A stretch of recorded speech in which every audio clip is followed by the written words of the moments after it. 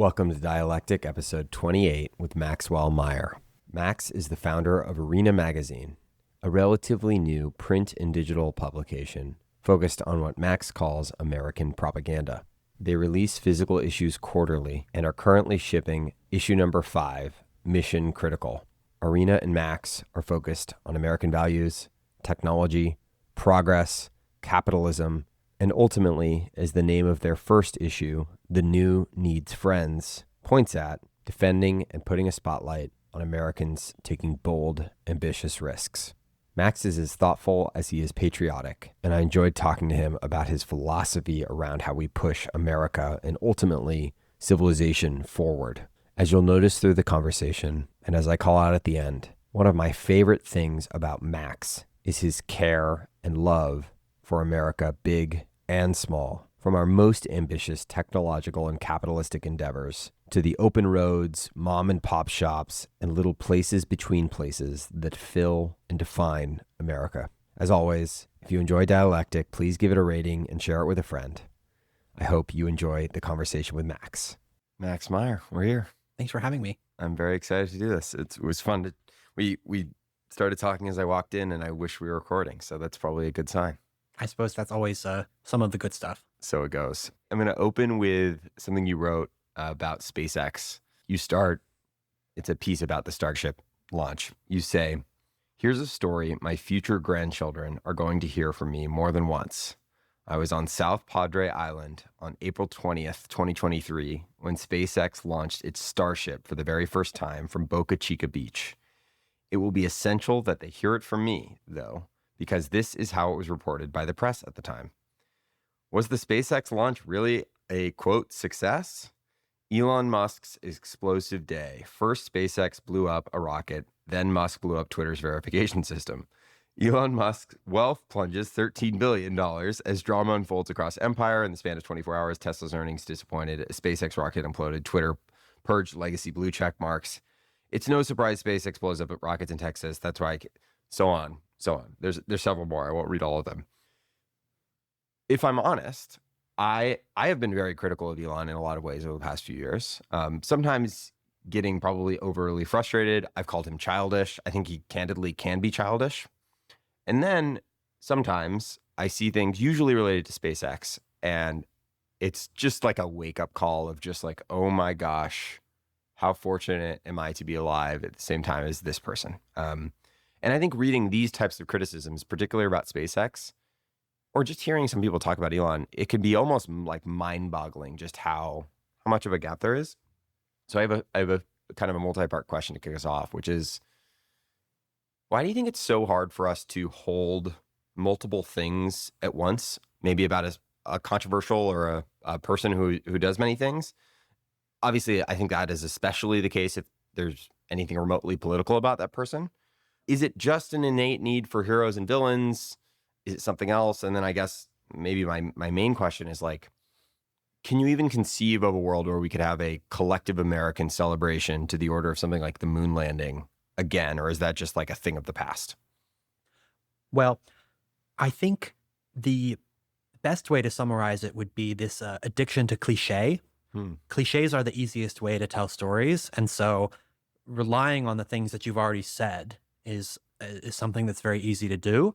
And in the case of the media reacting to Starship, that was the cliche that was the easiest for them, which was that they saw the rocket explode, same as everyone else did, and they reached for the previous story, which was Musk being erratic or Musk being personally offensive to them, and they conflated those two things rather than go a layer deeper.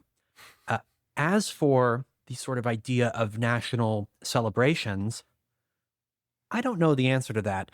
I think we do have national celebrations and sort of consensus areas still, but they might not be obvious to people in this highly polarized information sphere.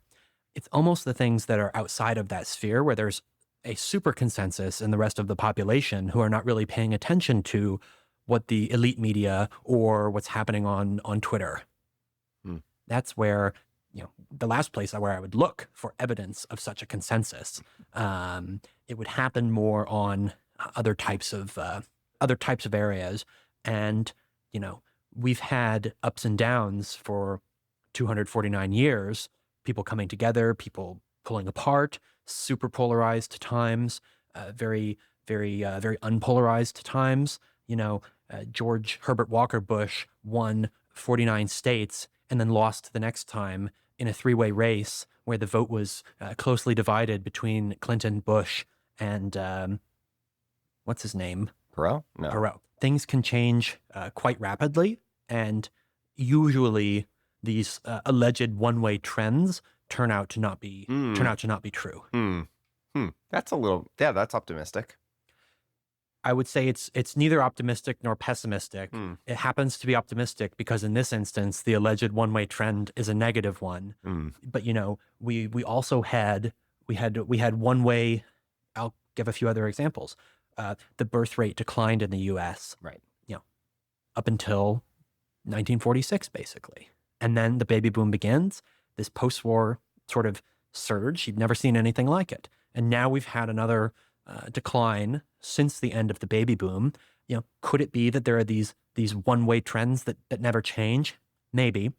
The evidence does not suggest that that's the case. Yeah. We had, even to go back to the Apollo example, we had a very sort of steep decline in the American space program from 1986 to 2016, basically. You basically have this 30-year period. 1986, the Challenger explosion really marks the beginning of the end. This is a huge public humiliation for NASA, a catastrophe for the spirit of the program. You have these astronauts dying. And then 30 years later, in 2015, that's when SpaceX first lands a rocket on a barge. And I tend to think that there will still be a celebratory atmosphere if and when Americans are on Mars, but maybe not around Elon himself, as it would have been had he not ventured into some of the areas that he did. Yeah. It's interesting, even back to the beginning of your answer around the sort of the lowest hanging fruit to reach for on the cliche front. I suspect it would have been a different reaction if this had happened in 2017 with Elon, even compared to 2023, which is probably telling. I don't think that they would have been quite as vindictive about it, trying to connect the Twitter purchase to the SpaceX explosion. Right. Which in hindsight is so ridiculous. And I've been really critical of the Twitter stuff, and even then, it's so ridiculous. It was ridiculous. I mean, it was Elon's very bad, no good, horrible day, basically. Yeah. One thing that people forget, from 2006 to 2008, during the first three attempted launches of the Falcon 1, all three of them blew up on the pad. And then the fourth one succeeded. And now they've launched hundreds and hundreds of Falcons. I think today, the consecutive number of successful launches is over 300. They've launched over 300 in a row without a single incident. And so, imagine if the journalists in the financial press were the adjudicators of whether SpaceX should continue after 3 launches. Or imagine if a congressional committee were in charge of it. NASA, if it had 3 rockets explode on the pad, there would be a congressional hearing. There would be a circus. What was going on with NASA in the 70s? Why was it different? The 70s were the sort of end of the Apollo period. NASA, or maybe the late 60s would be a better question. Yeah. They had a sort of dazzling fusion of public support, which meant that no one was going to sit around in Washington and harangue them. They were incredibly daring. You had some very high-risk things happen. Think of Apollo 13. Think of, frankly, all of the Apollo missions were very high risk at that time, but there was a daring nature. Some things start to slow down, I suppose. The Congress is more questioning of what are the values that we're getting out of here. As the Cold War starts to come to an end in the 80s, there's pressure to do other thing. Yeah, part of it maybe was that there was novelty in it. It was like, wow, we can finally do this crazy ambitious thing. It's so new. I suppose some of that maybe would have come up with SpaceX too, at least in the early days. And maybe that's true. Maybe the early SpaceX days had a little bit more novelty and a little bit more hope. And then when Elon became established, it was less easier to pick off. Well, something has to be real and established in order for you to be able to criticize it. Otherwise, you're just sort of, you know, Picking on David. Yeah. You can only pick on Goliath, and it's only once something is sort of sufficiently real, sufficiently big, that it becomes a proper object of criticism Really in the minds of the proverbial critic, the person who fancies him or herself a critic or an observer. Right. I want to talk a little bit about criticism. You, the first issue of the magazine, Arena, is titled "In Defense of the New," or excuse me, it's The New Needs Friends. The New Needs Friends. Thank you. But it's ultimately a defense of the new. You reference, and I think you referenced it in the magazine too, but in a conversation with Jim O'Shaughnessy, you were talking about Ratatouille. Yeah. The classic amazing quote. You say, "If you go back to my old columns in the Stanford Review, some of them were brutal. I was tearing apart these different activist movements and thinking of funny jokes, and that's like a normal mode for someone who is talented at language, the word cell. The challenging thing is to reverse that and write the stuff that's really fun to read and also sort of reverent to the principles that we hold dear." I'd love for you to talk about, and you, I should be clear, you've framed Arena as American propaganda. Yeah. I'm curious for, first off, maybe like why you're so interested and you spend so much time in media broadly, and then what your sort of like personal spectrum between propaganda and criticism looks like, at least in the Arena context. Yeah. So our point about criticism is really a point about trust. And I'll go back to the SpaceX example, which is that like a lot of the journalists writing headlines that day thought that their witty criticisms were more valuable than the exploding rocket. And so my very firm principle, and our very firm principle, is that the exploding rocket is 1,000 times more valuable than one of those negative headlines could ever be. And so that's how we establish trust. American propaganda is the mission. American propaganda is not really a process or a rule. It's the idea that there are some things that are so fundamental that we do just sort of take them for granted. We're on America's side. We're really excited about the country. Yeah. And that is like the primary thing that's actually missing from a lot of the media landscape.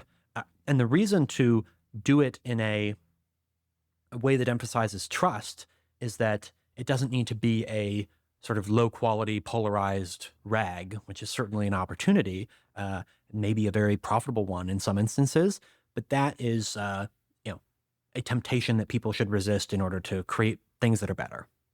On that note of trust, then, there are, and granted for a certain audience, maybe they would prefer this, but there is a difference between a puff piece and something that is high trust, high credibility, and positive and optimistic. I think you at least often toe that line in Arena, but I'm curious how you think about, like, is there can we go too far in our praise? Like, is that a dilemma? Well, I'll reference my very first answer to you, which is that it's very important to avoid cliche.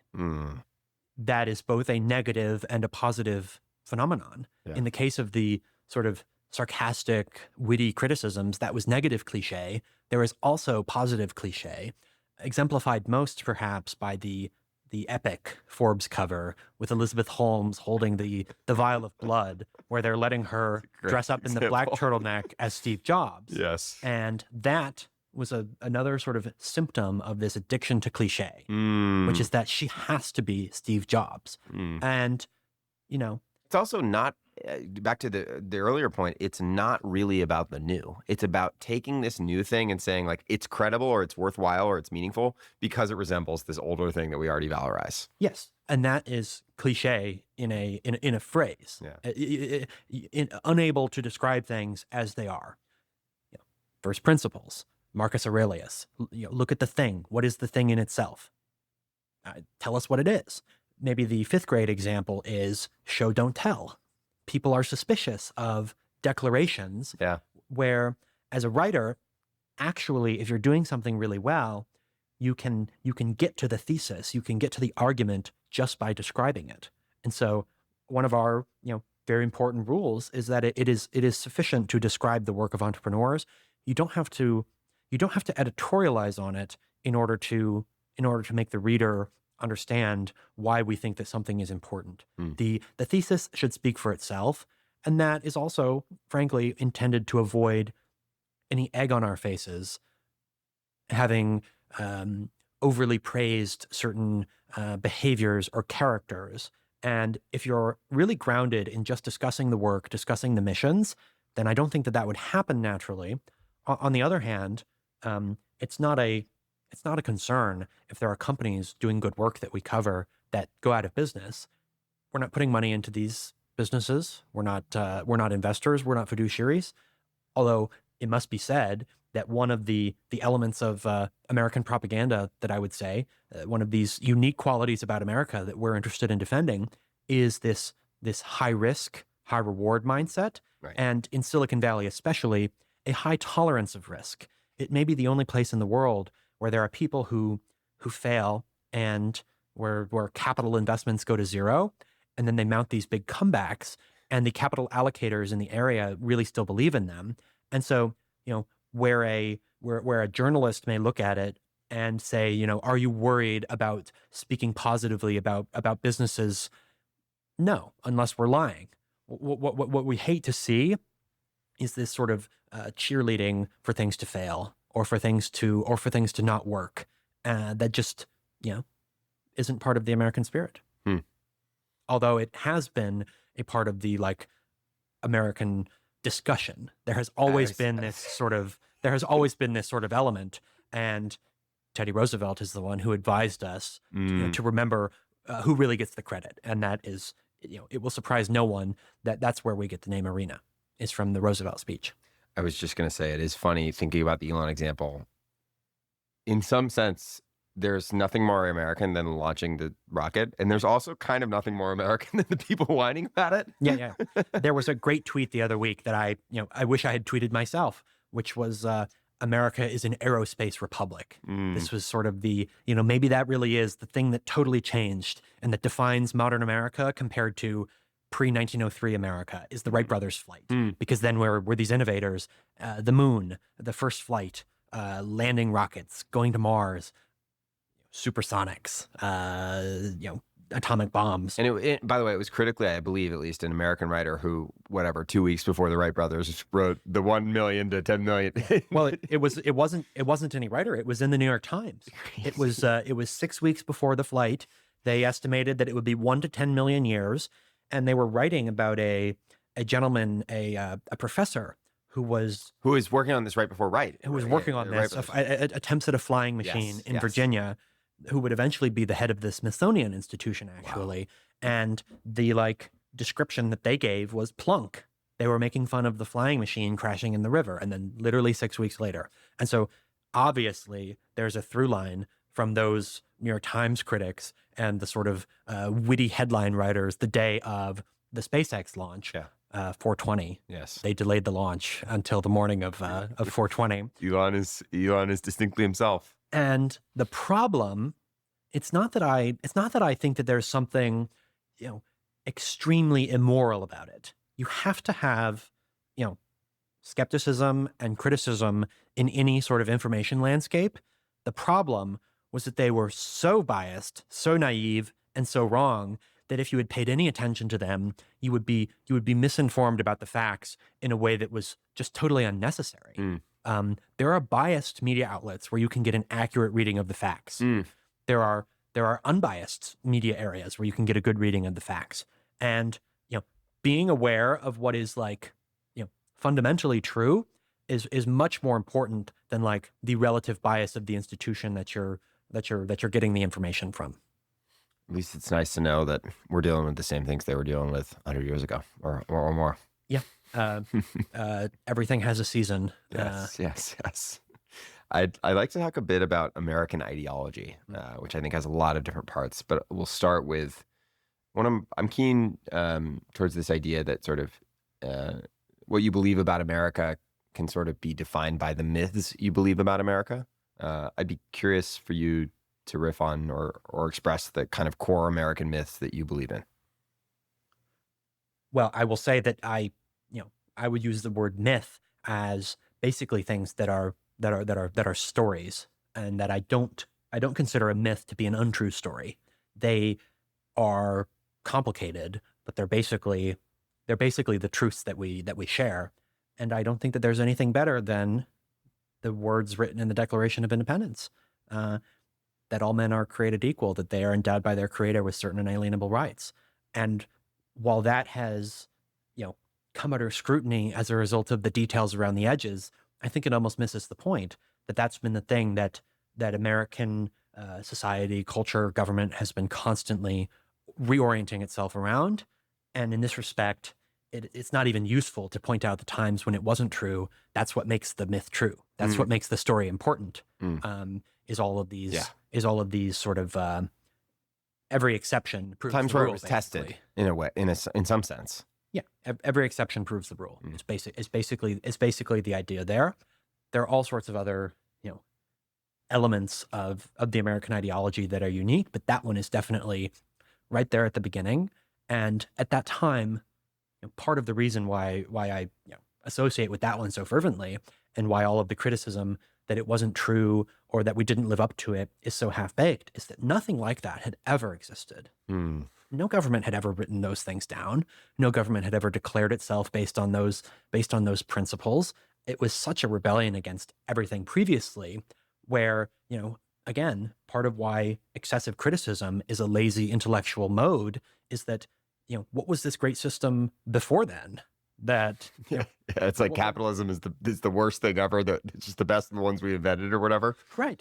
Now, frankly, the far left answer nowadays is to look at hunter-gatherer societies and indigenous societies of the Americas and suggest that there was something more liberal, in a small L liberal sense, more freedom-loving or more American than the Declaration.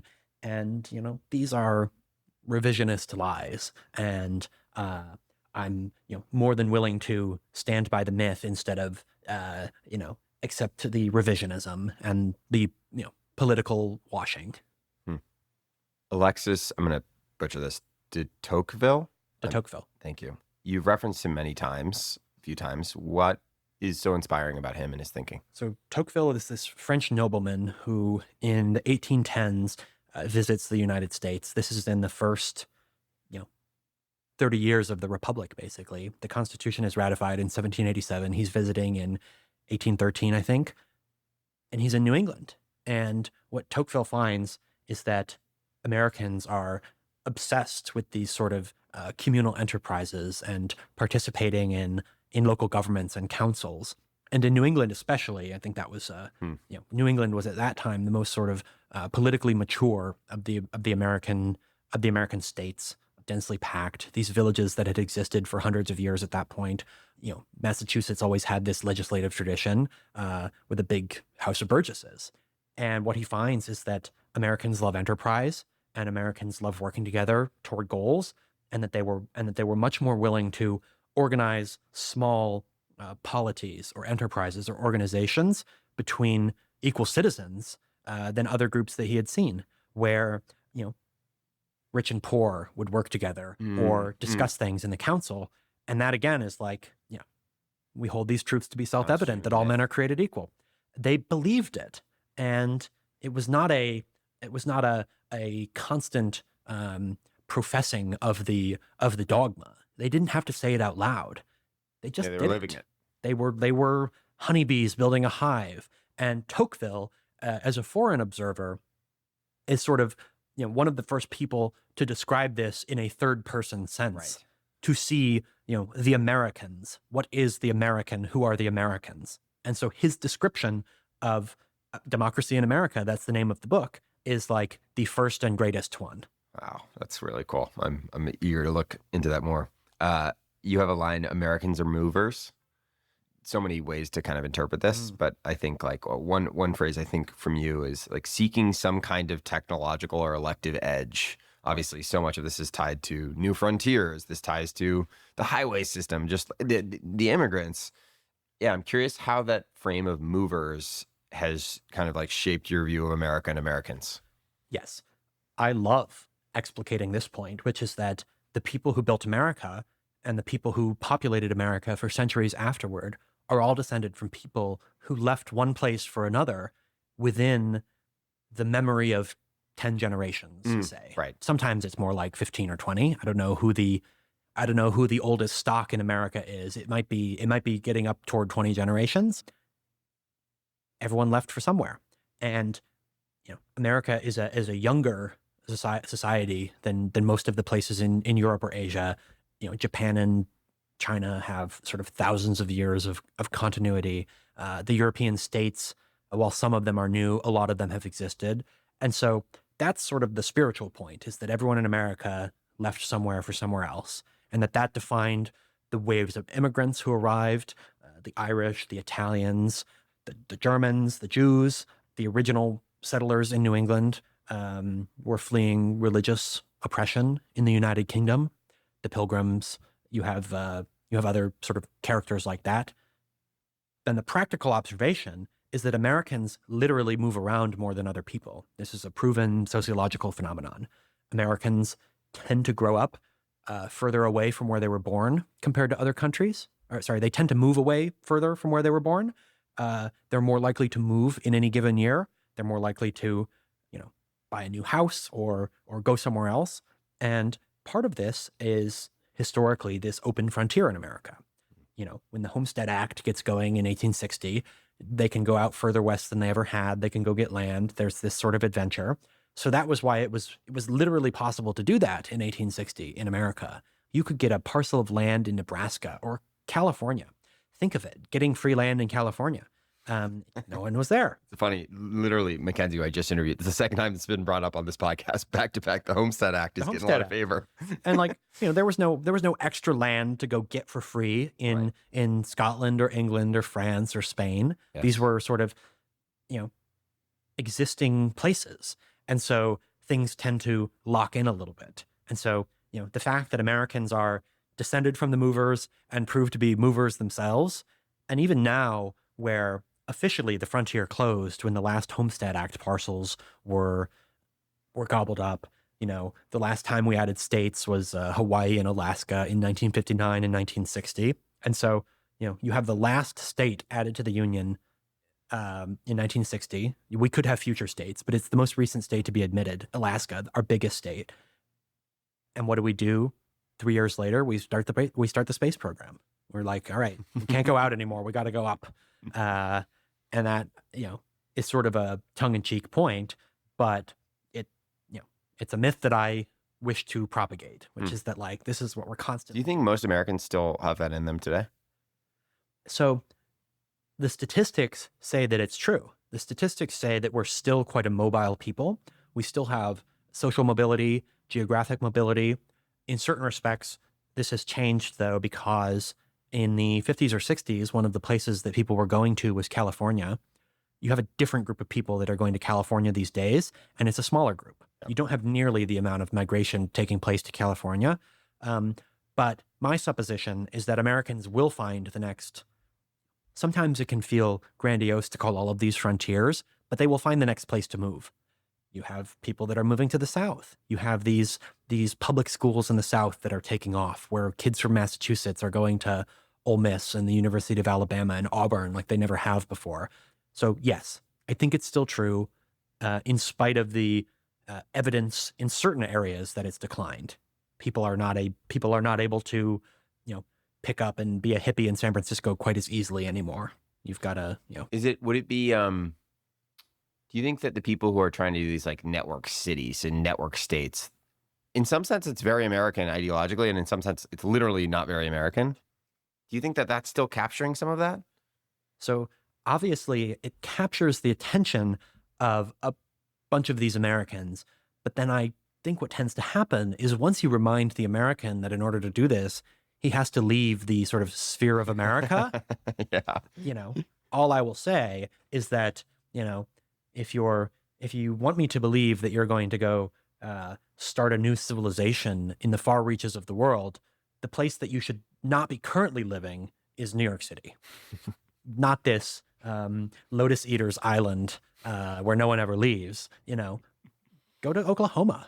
Oklahoma is like the frontier compared to Manhattan. Yeah. So I'm in favor of all of these things succeeding, but I'm a little bit skeptical. Yeah, I'm a little bit skeptical. Where does your patriotism come from?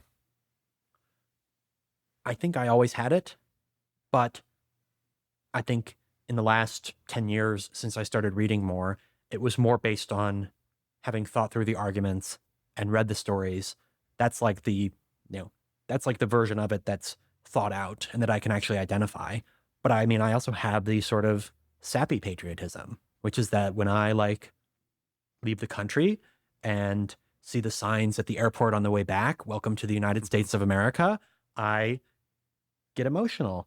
And when I see videos of, on September 11th, they played the Star Spangled Banner at Buckingham Palace in London. And, that I'm a sucker for that. I'm a sucker for the Jefferson Monument. And I was in DC recently, and for the first time in 10 years, and was walking around, and it was emotional. It's a special place. Yeah. So I don't know how to give a good intellectual answer to it. I know that it moves me both in the front of my brain and in the back of my brain, though. And so my caveman answer is, yes, this one is good.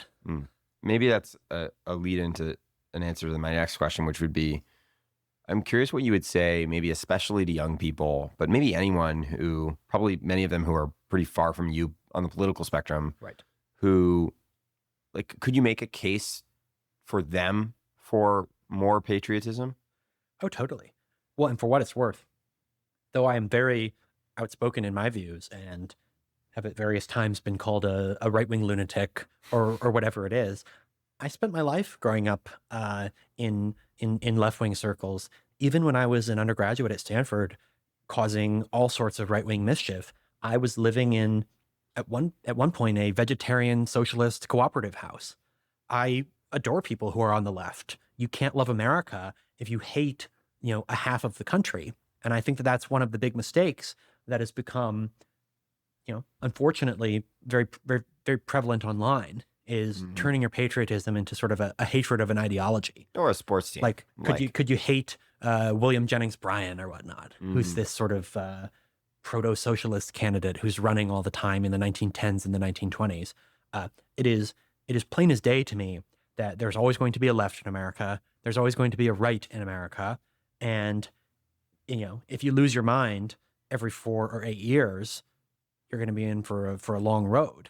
And another comment on these, what we were saying earlier about these one-way trends, can we come together as a nation again or whatnot? I'll just say it again, Bush won 49 states, and then you have this chaos. There were people after Barack Obama won re-election that thought that the Republican Party would never win another election again. And then who came knocking at the door? These things are unpredictable. There's a solid contingent of Americans who are not, politically crazy or politically predictable, and you have to live with people. And as for the the actual case to make to left-wing people to be patriotic about America, or maybe objectively, more young people who don't necessarily feel connected to their country at a maybe basic level. Well, objectively, it achieves the sort of goals of people across the spectrum better than any other system. So in terms of, we'll list a few left-wing values and a few conservative values. Left-wing values, you have health, relative sense of equality, welfare, safety. Maybe safety is more a right-leaning thing at this point. I think it's maybe a pretty fundamental, though. And then on the right, you would have religious freedom and intact families. And, what I would say to both groups is, despite some of the wrinkles, America is still better at achieving these ends than other systems. And if people are not interested in taking sort of high-risk approaches to life, then maybe America can be disappointing at certain times. The challenge is always in finding the energy to take advantage of the opportunity. You can be a teacher in France and make a third of what an American gas station worker is making. We're here in Texas. If you've ever been to Buc-ee's, the car wash manager at Buc-ee's makes $130,000, gets unlimited paid vacation, healthcare, 401k, everything. And I can't look at that and think anything other than, yes, there's opportunity out there, but the frontiers have changed, the opportunities have changed, and it's not going to be a sort of cushy corporate opportunity for every single person. maybe to invert part of that last point, what do you think Americans could most stand to learn from the rest of the world, and maybe more specifically, Europe and China? So there's a very fascinating book by a Chinese intellectual called Wang Huning. He's a member of the Politburo in China, so one of the 7 men who run the Communist Party. Many see him as the sort of eminence grise, the great eminence, the intellectual advisor to Xi Jinping, and who has formulated a lot of the thought over there in the last 15 years. He was a professor, and he spent 2 years traveling in America. Specifically, he spent most of the time in Iowa, actually, where I grew up. And he wrote this book called America Against America. And he was sort of describing the individualism and consumerism.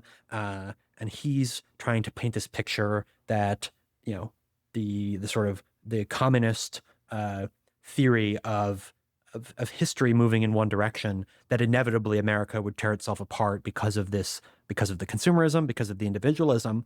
On the other hand, his descriptions, especially of these rural Iowa towns, are amazing. He is absolutely floored to see these towns of 5,000 and 6,000 people that have functioning public libraries. He can't believe that these people in the small towns don't feel the need to leave because they have this sort of abundance. In China, at that time, this would have been the 90s, they were still sort of in the throes of this industrialization, coming out of this disaster of the 60s and 70s. And at that time, the only prosperous places in China that you could imagine are the cities. The countryside's a total calamity. Yeah. And of course, the calamity in the countryside is sort of one of the defining things of China since the 30s. You have the disaster of Japanese imperialism, just a total carnage. And eventually, in the Chinese Civil War, this peasant revolt, with the Communist Party eventually taking over, and then the villages falling apart during the Cultural Revolution, during the Great Leap Forward, where they're smelting steel in backyards and turning farm implements into steel. It's this absolute craziness. 50 million people die in a famine, and so Wang Huning, this intellectual who's now at the highest levels of the CCP, cannot believe that there's like rural prosperity in America, and that people will send books to a library and take books from a library and put them back. So I give the long-winded example there because Wang Huning spent a decent effort to try to understand America. It was on his own terms. There are things about his history that are warped because of his ideology. But I don't think there's a correct answer for what you can learn from these societies. I think you just have to study them. You have to come to your own view at some point. But maybe my answer on China would be that I think there's this shared human story of people wanting to take their country into the spotlight and do great things. And I've never been to China. I've never been to Asia. I think it's evident to me that there are a lot of great Chinese builders and characters who are really interested in earning their spot at the table, so to speak. And that doesn't have to be a source of conflict, even where we have obvious sources of conflict, that can't be denied. I don't think people should hate the idea of China wanting to be this prosperous commercial society. And there may even be a point that it's a national ambition. It seems to be. Yeah. It seems to be. Whereas we nationally have ambition, but we have less national ambition, probably. Yeah. The image of the furnaces in the backyard during the Great Leap Forward, the image of the Chinese going to the factories, or the Charlie Munger comment about the South Koreans going to the auto factories for 90 hours a week. He said, how couldn't you lose to these people? There's You know about the South Koreans melting all their gold, by the way, to pay back the debt? It's another version of this crazy. I've never heard this one. A friend of mine he's South Korean. He was telling me, I think it's his parents' generation, maybe I'm sure I'm getting part of the facts wrong, but maybe the late or 90s-ish, they had so much debt from a UNICEF loan or something, but they had so much national pride that all the people took their jewelry and gave it to them, and they were the first country in history to pay off the UNICEF loan purely off of the individual citizens' pride. Right. The Chinese are among the biggest individual savers in the world. Mm. So Americans are constantly in debt. Think of it. It's one of the only countries in history where you have fixed rate long-term mortgages provided by banks. The banks are backed up by the federal government. This is unprecedented. And so the American character is like, we're going to get a credit card. We're going to put some money on it. We're going to have a house. We're going to have a car. And the Chinese are like big savers. Yeah. Super spendthrifty. They do not want to like drop big amounts of money on stuff. These behaviors can change. And if you think about, 1941 to 1945, when America is fighting a two-front war, you have Liberty Gardens, you have the auto factories in Detroit turning into tank factories, you have a sort of society-wide mobilization, and then after the war, a society-wide mobilization that wasn't directed from the top to have children. The baby boom, again, it's one of the most sort of fascinating phenomena ever.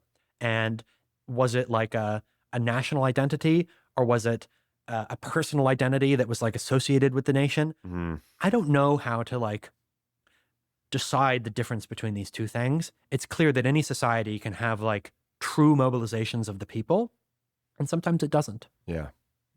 My suspicion is that the Chinese ones tend to be more top down and the American ones tend to be more bottom up or emergent. But and the pendulum swings back to maybe the difference between American ideology and Chinese ideology is that, the American ideology, if you believe it, you have to believe that the bottom up stuff is more powerful. Yes. Because otherwise, why not be China? Yes.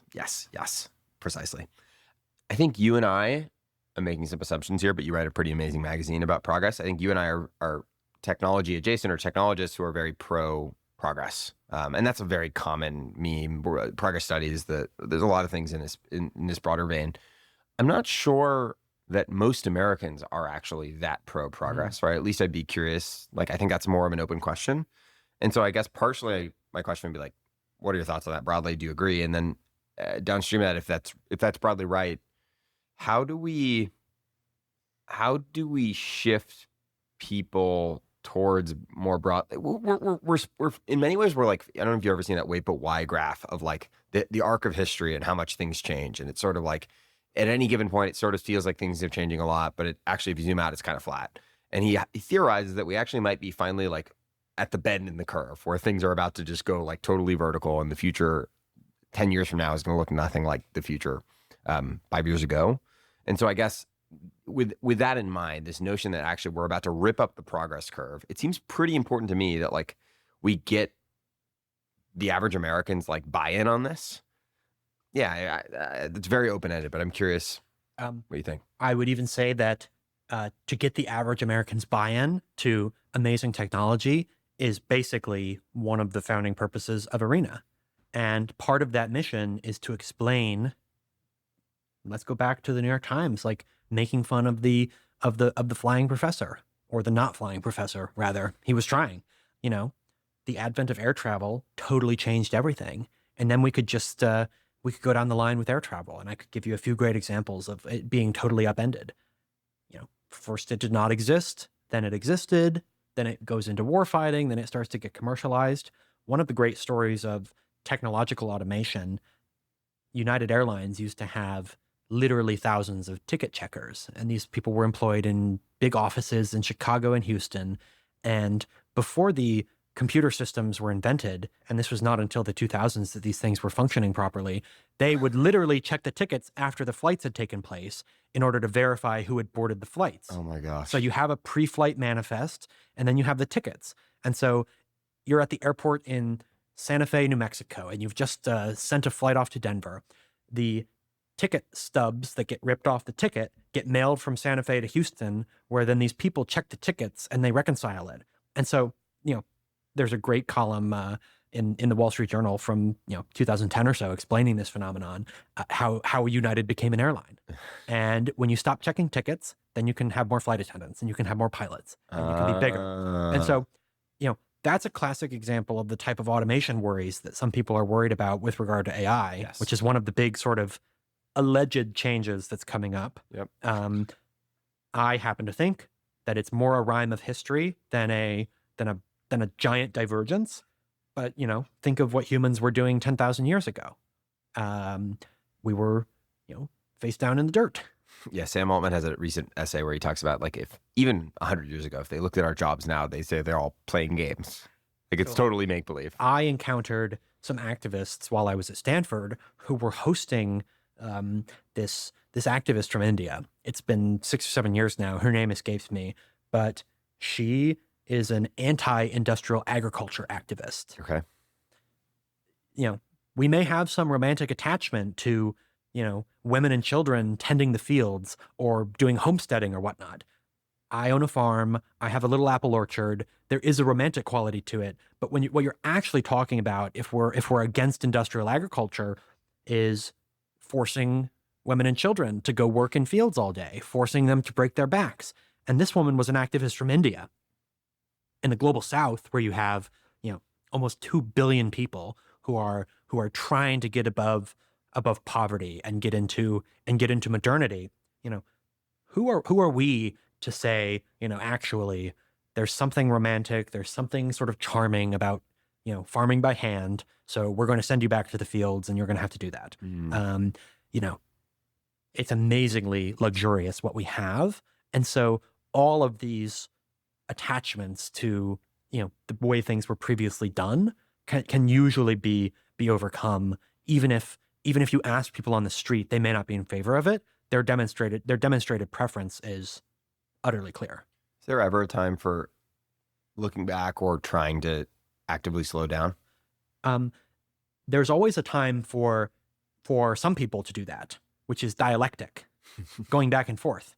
You always need that in order to have progress. And so the wrong tack for the go people would be to just try to utterly discredit the slow down people based on their let's go faster assumptions. Yes. What you actually need to do is switch the assumptions around and then argue against the other position.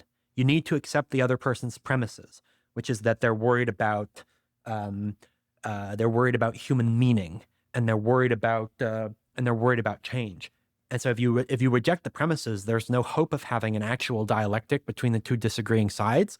If you can switch out your premises and understand the other person's, whether it's feelings or the values that they're sort of aiming toward, or the type of future that they fear or that they want, then you can actually make an argument. And so, yes, there's always a time for slowing down, but it's as part of a conversation.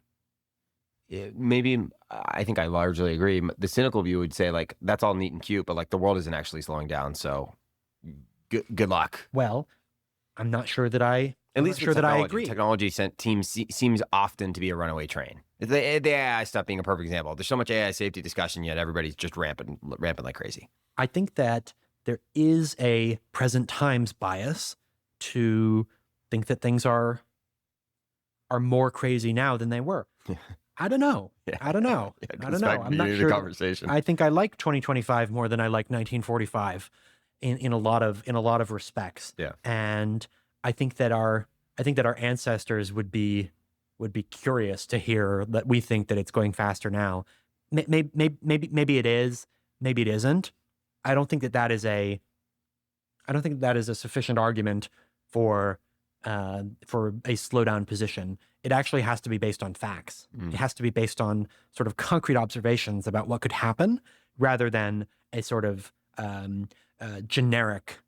Like, we're living through the craziest times. Right? Think of the sort of post Hiroshima, post Nagasaki coalescence of these nuclear scientists who are warning the world. That was not based on this idea that it's crazier than ever or these abstractions. It was actually based on super concrete facts and super concrete things. And so I think that all of these arguments, if the argument is just that you need to listen to me because I know something about the future that you don't, in some abstract way, that like the present is moving faster than the past did, I don't think people are going to win arguments based on that. That makes sense. You need to remain very concrete. You need to explain how things affect, both in the macro and the micro sense, people's lives. With nuclear weapons, it's like the easiest argument in the world.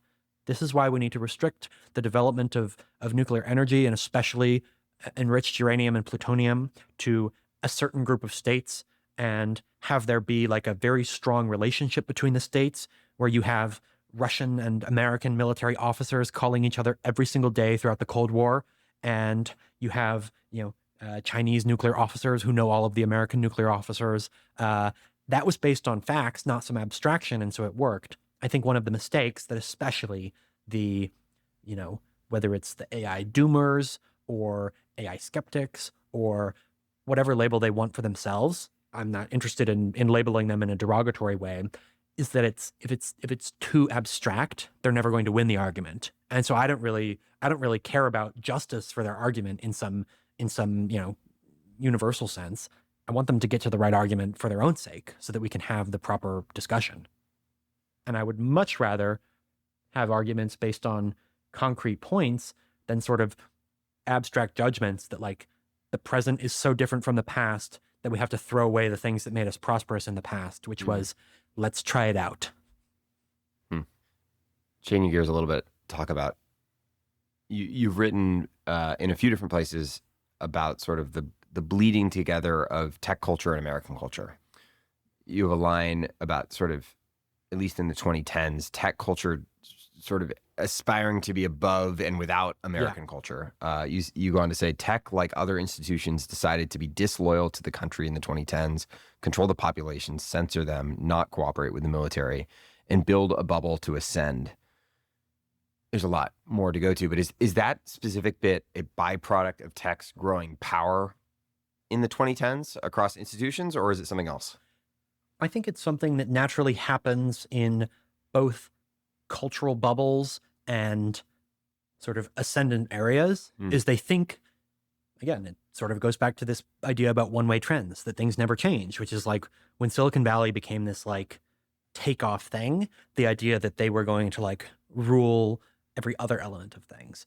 I happen to love Mark Zuckerberg, but like the tour right after 2016 to like tour the country was the most like naive thing in this regard, because even the like concession to the rest of the country, which is that, yes, you like totally slapped us across the face by putting Trump in the White House, was this idea that like, that he was going to go tour around and whatnot, a trip to America, like he was a foreign exchange student or something.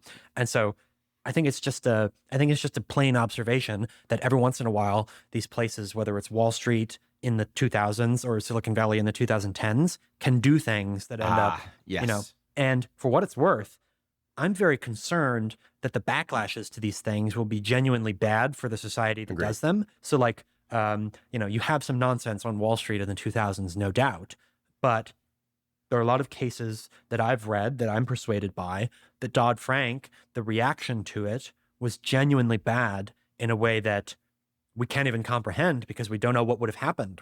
Opportunity cost and all these other things. And so my goal is to not have this sort of, huge backlash to tech narcissism by basically saying, we're going to enjoin you from doing anything. And I think that is the constant risk.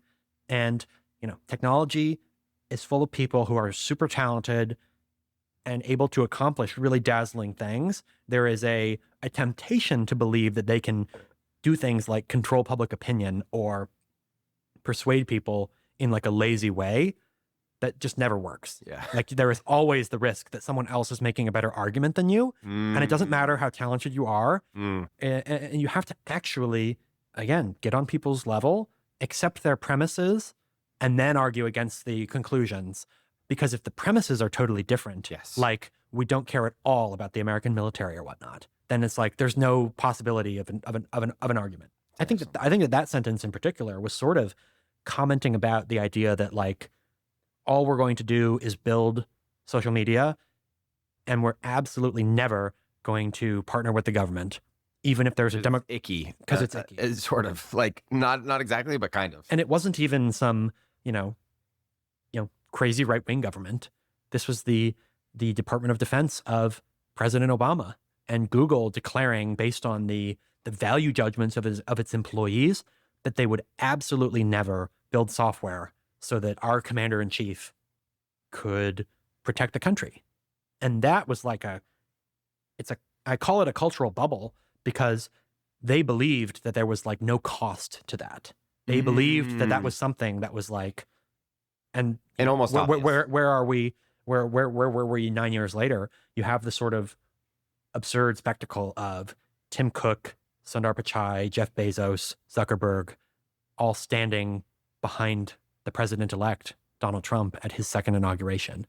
And that was like a crazy mirror image of the other version of it. That's a really great point. So like Bezos, and I don't think that Bezos was like particularly involved in this decision at the time, Amazon like not doing defense stuff, or at that time, I guess Larry was still running Google. Google declaring that they're not going to help with the drone projects.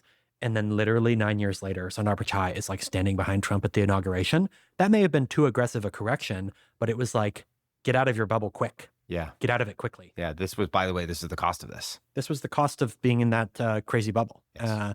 And same thing with this, there's this populist desire to say that like social media needs to be like regulated in some special way. I actually think that that's untrue.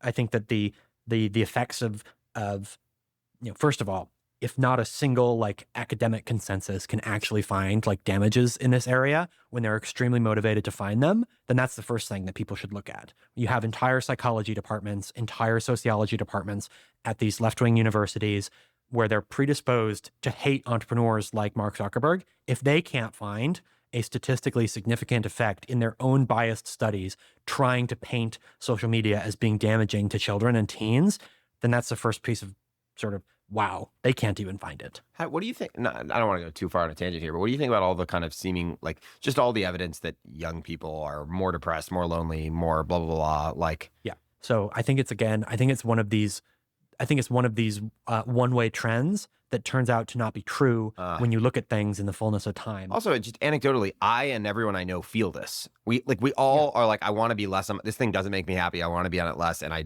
don't know what to do. Yeah.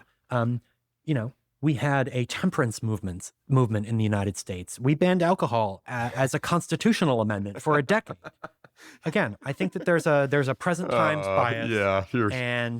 And people were drafted to be sent to Vietnam in the 60s. Could it be that there is right now this like bowling alone trend where there's more atomization? Yes, absolutely. And I think that we have to actually think about like, positive, action-oriented solutions to it, rather than trying to make technological restrictions. I think that's questionable. Yeah. And I love the Tyler Cowen cut on it, which is obviously, for people that are interested in it, the internet can be like a big connector. And the problem with any sort of rule is, how do you write rules where it doesn't punish sort of the good actors and the people who can constrain themselves, but that also protects the people with lack of impulse control or whatnot, which is why we have restrictions on gambling or alcohol or whatnot. It's like, how do you write the rule in such a way where it doesn't like put down people that are strivers and that are really looking to excel? And I think that most of the like restriction-based approaches fail in this regard. So like there's a desire to get rid of standardized testing because it does not advantage the lower 40% of the totem pole, basically. It's really, really good for undiscovered talent, especially in rural areas or poor families who can do well on a standardized test. And so, there's a desire to restrict it or pretend like it's some sort of problem. I think we have to look at things in a really full way and consider the evidence. And with the social media thing in particular, the evidence is mixed at best, and there are so many counterexamples to it that all arise from things that are what I would call positive, meaning that they're things, they're reasons why people believe in things or whatnot. There are all sorts of cultural things that are very interesting to people that they do gather around for, and that you still have these like communal things, and you need people to be constantly like doing those things rather than trying to restrict the other things. That's just my belief. Totally. But it's also like China's like trying to like ban video games or whatnot. I just don't think that you can control behavior like this. I think you got to give people better options. And that would be the real crisis that I see, is like a lack of interest in starting these things, rather than pinning the blame on Facebook. I'd rather look at like, why don't we like do more of this? Much of the answer you just gave rhymes with the argument Nadia makes in the piece she wrote for the first issue of Arena on comparing sort of smartphones and guns. She makes this excellent point, I think. She's talking about sort of like gun owners. She says, while the national debate likes to portray the use of firearms as fundamentally irresponsible, the biggest safety gun advocates are, in my experience, gun enthusiasts themselves. And she sort of makes this case for like, if Silicon Valley wants to, by the way, be at like the big boys table, it needs to be more accountable for its implications across a whole range of things. Meaning, it very well might be, I don't want to overfocus on the smartphone example. In the smartphone example, though, it might be that you're right. We need more optimistic solutions. It seems that most technologists are sort of like, yeah, I don't let my kid have an iPad, but like otherwise not so concerned.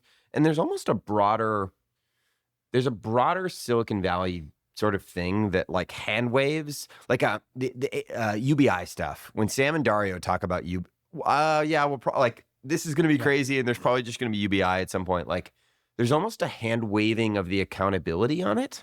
Yeah, I mean, when they say things like that, it's like they should be dragged to like a high school gym, and I'll give them a lecture for like 14 hours about how to talk to normal people, and not make yourself like the most hated person on the earth. So which at any given time, Dario and Sam, both of whom I respect, could be based on the things that they're flirting with. Yeah, totally. just to concretize this, and I'm sorry to interrupt you. Like, I guess the root of my question is like, it seems very important that technology leaders are going to have to figure out how to not communicate like get on the train or it'll be left behind, and instead communicate like here's an outstretched hand, and like we're going to go somewhere together. Like what is it going to take for them to be able to do that? It's our hope that we can help. Because I happen to think it's true, actually, that like it's possible to do this. You have to get out of the bubble. And, I don't think that they're going to be attending, presidential inaugurations much more. But I think there's going to have to be I think that's where you get accountability from. You just have to go find people. I don't think it would be. Isn't that what Mark did in 2016? Yes. He didn't listen to them that time was maybe the bigger issue, which is that like, you had all these technology companies that are sort of hand-waving to the conservatives in 16, 17, 18, 19. They're still sort of like hostile. And then, 2020, they like are like the arch censors during COVID, which was a time when it really like affected people. And the two classic stories being like censorship of the idea that it came out of like the lab, and then like the stuff during the election. That was like what recollapsed the trust. If you actually believe that the other side has something to say, then you might actually be able to learn something. I think the problem is if you don't believe it and you're just hand waving, then that would be the thing. As for like the gun enthusiast, the phone enthusiast, or whatnot, I'm not in love with like 5-year-olds on iPads at restaurants. This sort of goes back to the point: how do you write rules for a society in such a way where the people who are not following the rules are not going to like cause a bunch of chaos? So like parents who give their kids iPads at the restaurant or whatnot, it's like, okay, maybe the expectation should be a little bit different, because this is clearly causing some negative effects that are externalities. The kids not socializing properly or whatnot. Across the board, there's no macro evidence that these things that people are allegedly, that are allegedly happening are actually happening in a statistically significant way. It could literally be anything. It could be what we call wokeness or political correctness. It could be the fact that we have political chaos. It could be some other thing, and it's really difficult to get to like, specific answers in these overdetermined areas, especially on a short time horizon. On a short time horizon, especially, but with like the gun and phone thing, if we're so against the iPad kid at the restaurant booth, I'm not willing to take that and translate it into, I don't want to let a 19-year-old be discovered on the internet for programming talent or something. And there's clearly something hugely liberating and that flattens the field of opportunity. Greatest lever on agency ever. Exactly. And so you have to be able to You have to be able to see it. When Tyler was interviewing Jonathan Haidt, who wrote the It's the Phones book, basically, one of the funny things that he suggested, and I have no idea whether he's right about this, but it was like the type of out-of-the-box thinking that Tyler's great for, and that totally confused Haidt was, aren't the kids just going to have the AIs scroll TikTok for them at some point? And Haidt had never considered this.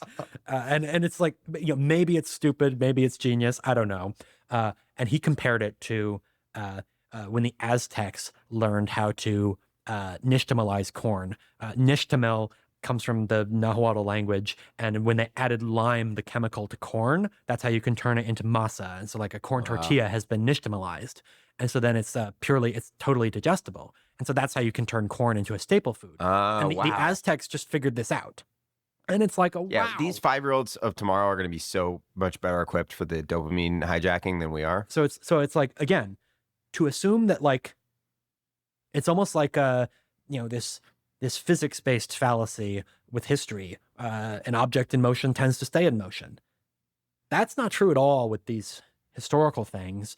And, people assume that trends are always going to, and then they're shocked, utterly shocked when things turn around. I love the this hilarious book from the mid-2000s, the Emerging Democratic Majority, which was literally the demographic shifts are going to permanently enshrine the Democratic Party as the majority party in the United States. And then, oopsie doopsie, Trump wins every single border county in Texas, and they're all 80% Mexican American. These one-way trends do not continue. No kingdom lasts forever. And it's sort of the classic narcissistic flaw to believe that you are an object in motion. You're special. Yeah. Or not even that you're special, that something that you are associated with in some way is special. Yeah. Well, we're all narcissists. Yeah. And that's not necessarily it's not like a moral failing. It's sort of a classic human failing. Yes. But it's amazing how much this continues to come up in the conversation, and it's a clarifying point. Part of the reason why I'm so obsessed with it is just because the political example is the one that has been the most top of mind for a lot of the people that I've known in my life. Yeah. People who cannot cope with the idea that Trump became president, or the fact that Trump lost in 2020, or the fact that he won again. And it's the pendulum, here it goes. And this is, because America is so important to me, this one is very front of mind, which is that I plan to, hopefully live to 2100 or maybe a little bit beyond. There's going to be a lot of people who do a lot of things, and things are going to change around a lot. And if you are egg on your face every single time and making these bold predictions or whatnot, it's not going to be a sort of pleasant, trajectory. I cut you off slightly as you were making this point, so I'd love to give you a chance to speak on it one more time. Would be if you were going to give advice to Sam and Dario, who are doing a lot of what you just described. Oh my gosh, everything's going to be crazy. But what would you tell them? So I would not communicate in any way that you're somewhat open to humanity going away. That's the first one. So it's no ambivalence about existence. I think they've done a decent job of that. Maybe not. No, they have. This is some of the others haven't, but this is the number one piece of advice, though, because I think the more intellectualized one starts to get about these AI issues, right. The more people have written and thought about AI, it tends to approach that they're more ambivalent about existence. Yes. I mean, even Elon talks about how he thinks that maybe man evolved to get the silicon out of the earth to build the super intelligence or whatnot. Okay, that's the first one. No freaky shit. But then the second one is that there shouldn't be judgment about people's fear. You should actually turn it around and talk about what are the things that are important to them that are not currently being considered. So I'll give sort of an out of the blue example maybe, which is that I'm somewhat sympathetic to Hillary Clinton's statements in 2016 that the coal mines did not need to be open forever. I'm extremely in favor of maximal energy production, including fossil fuels, and I don't care at all about using natural gas and petroleum to power our society. I think that in the case of coal, there was a pretty clear argument that, it was really affecting people's health, especially the people who were mining the coal. And Hillary did a god-awful job of communicating it, because her big message was like, we're putting you out of business. And that was like the exact wrong thing to do. And it backfired massively in these places that she needed to win: Ohio, Pennsylvania, Michigan, 3 big coal states. The argument could have been instead like, and the 2 sort of opportunities that were being presented to the coal miners at various points were to go work on clean energy, windmills, which are also, it's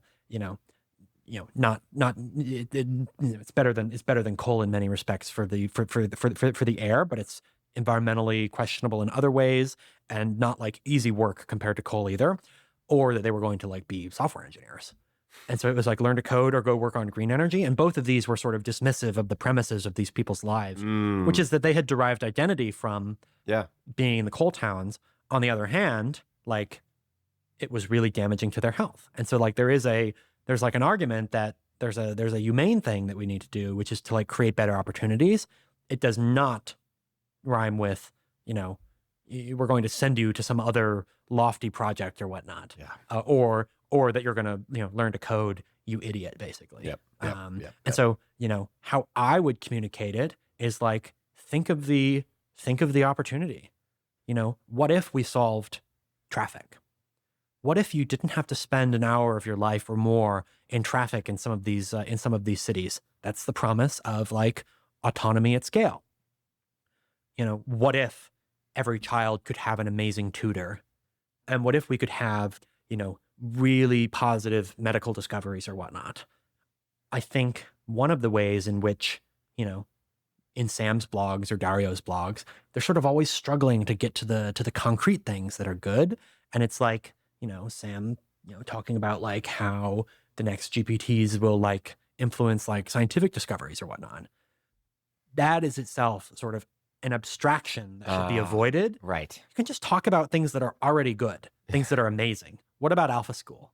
What about, what about these sort of, opportunities for kids, or the self-driving thing? And, focusing on the things that already are is like a really good way to make people optimistic about the future, not to promise things that are going to be difficult to falsify or difficult to recognize, or just abstract your earlier point. They're just like, they're not concrete in any way. Yeah. So directional things are going to improve. It's sort of the same. It's sort of the same reason why like the climate like alarmist argument failed.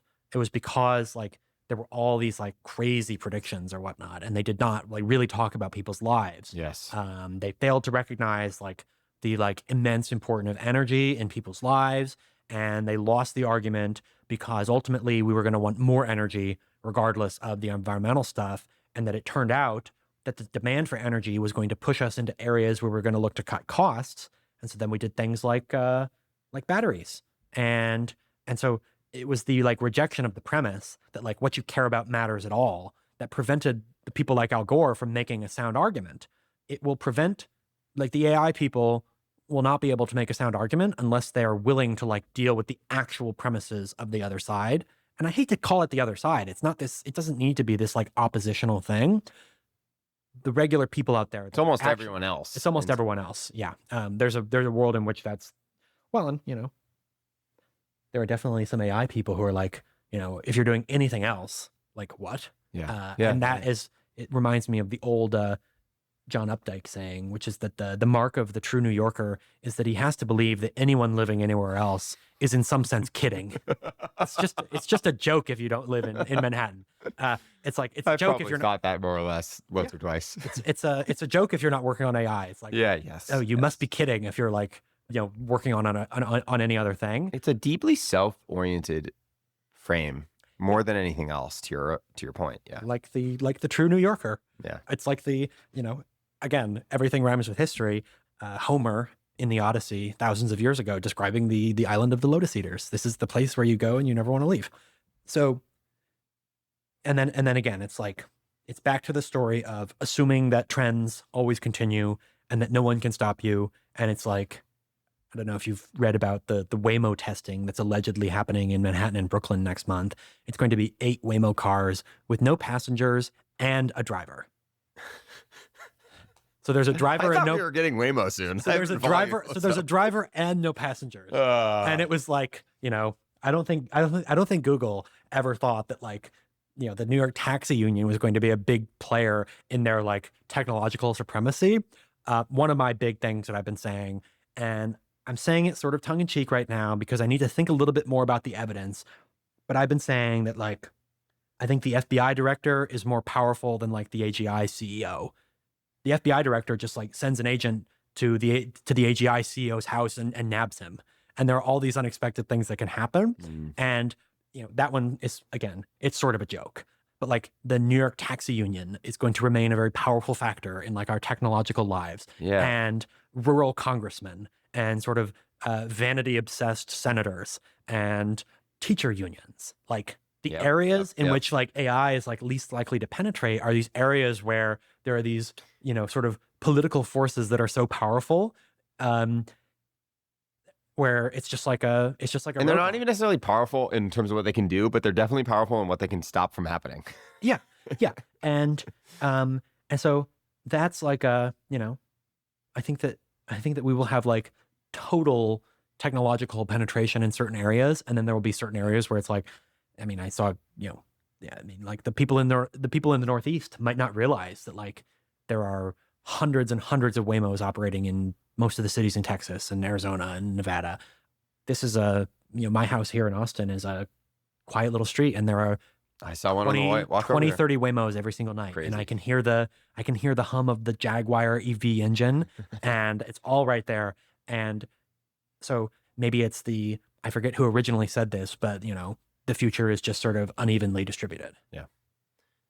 You've talked about sort of the export of Silicon Valley culture towards other parts of America, largely in the context of the Alex Karp book that came out earlier this year.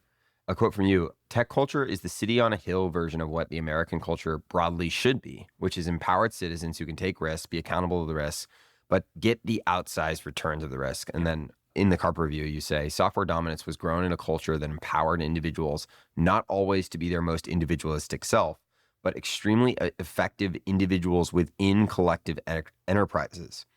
Silicon Valley lets talented people feel like empowered citizens in, quote, tiny nations."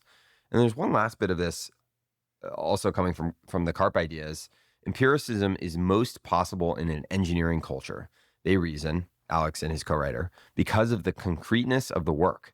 It either functions or it doesn't. There's nowhere to hide. They zero in on a connection between sensitivity results and the abandonment of grand theories about how the world ought to be. The core value is pragmatism," at Palantir.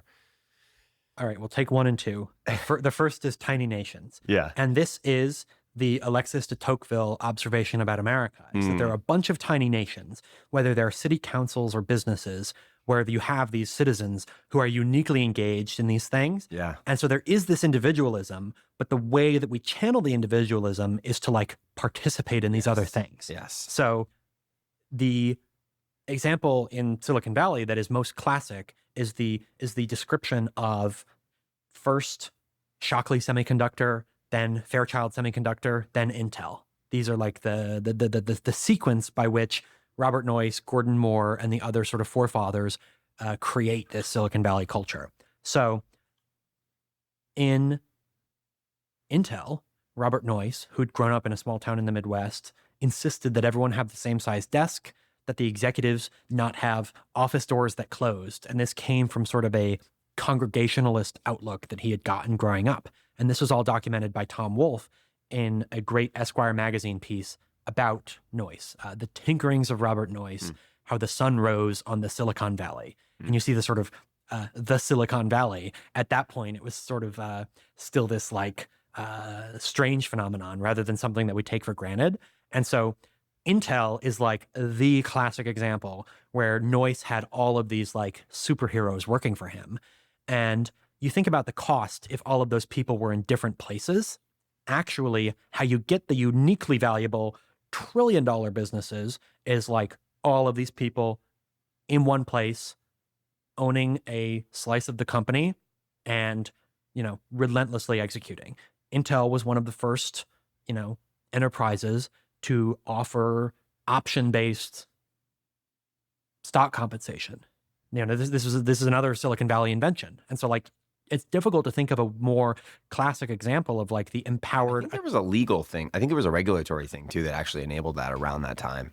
It may very well have been. California is also the like one jurisdiction in the world that happened to outlaw the enforcement of non-compete agreements. And this came out of all sorts of gangbusters. Yeah. This came out of all sorts of random things in like the early 1900s. It was a total coincidence. Yeah. And so, you know, the idea of these companies as tiny nations, you have a leader who's like Noyce, who is like deeply enmeshed with the so-called citizenry of the country, his employees, where they can talk to one another, they can be frank with one another. Wolf describes the meetings where everyone was expected to speak if he or she had something to say, and Noyce would sit there, and when he spoke, everyone knew that he was in charge, but he would take anything from anyone. He would take criticism or whatnot, and there's something beautiful about that, where everyone has a voice, everyone is a citizen, and then there's a leader.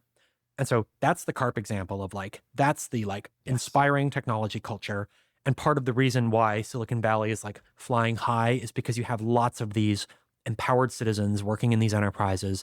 It's really inspiring to work for 30 years at NVIDIA. And also you're worth, you know, 80 million or $1 billion at the end of it. Is the Alex Karp or Jensen or the classic hero, amazing, unique Zuck, Elon type, like, is that absolutely foundationally important for this to be possible?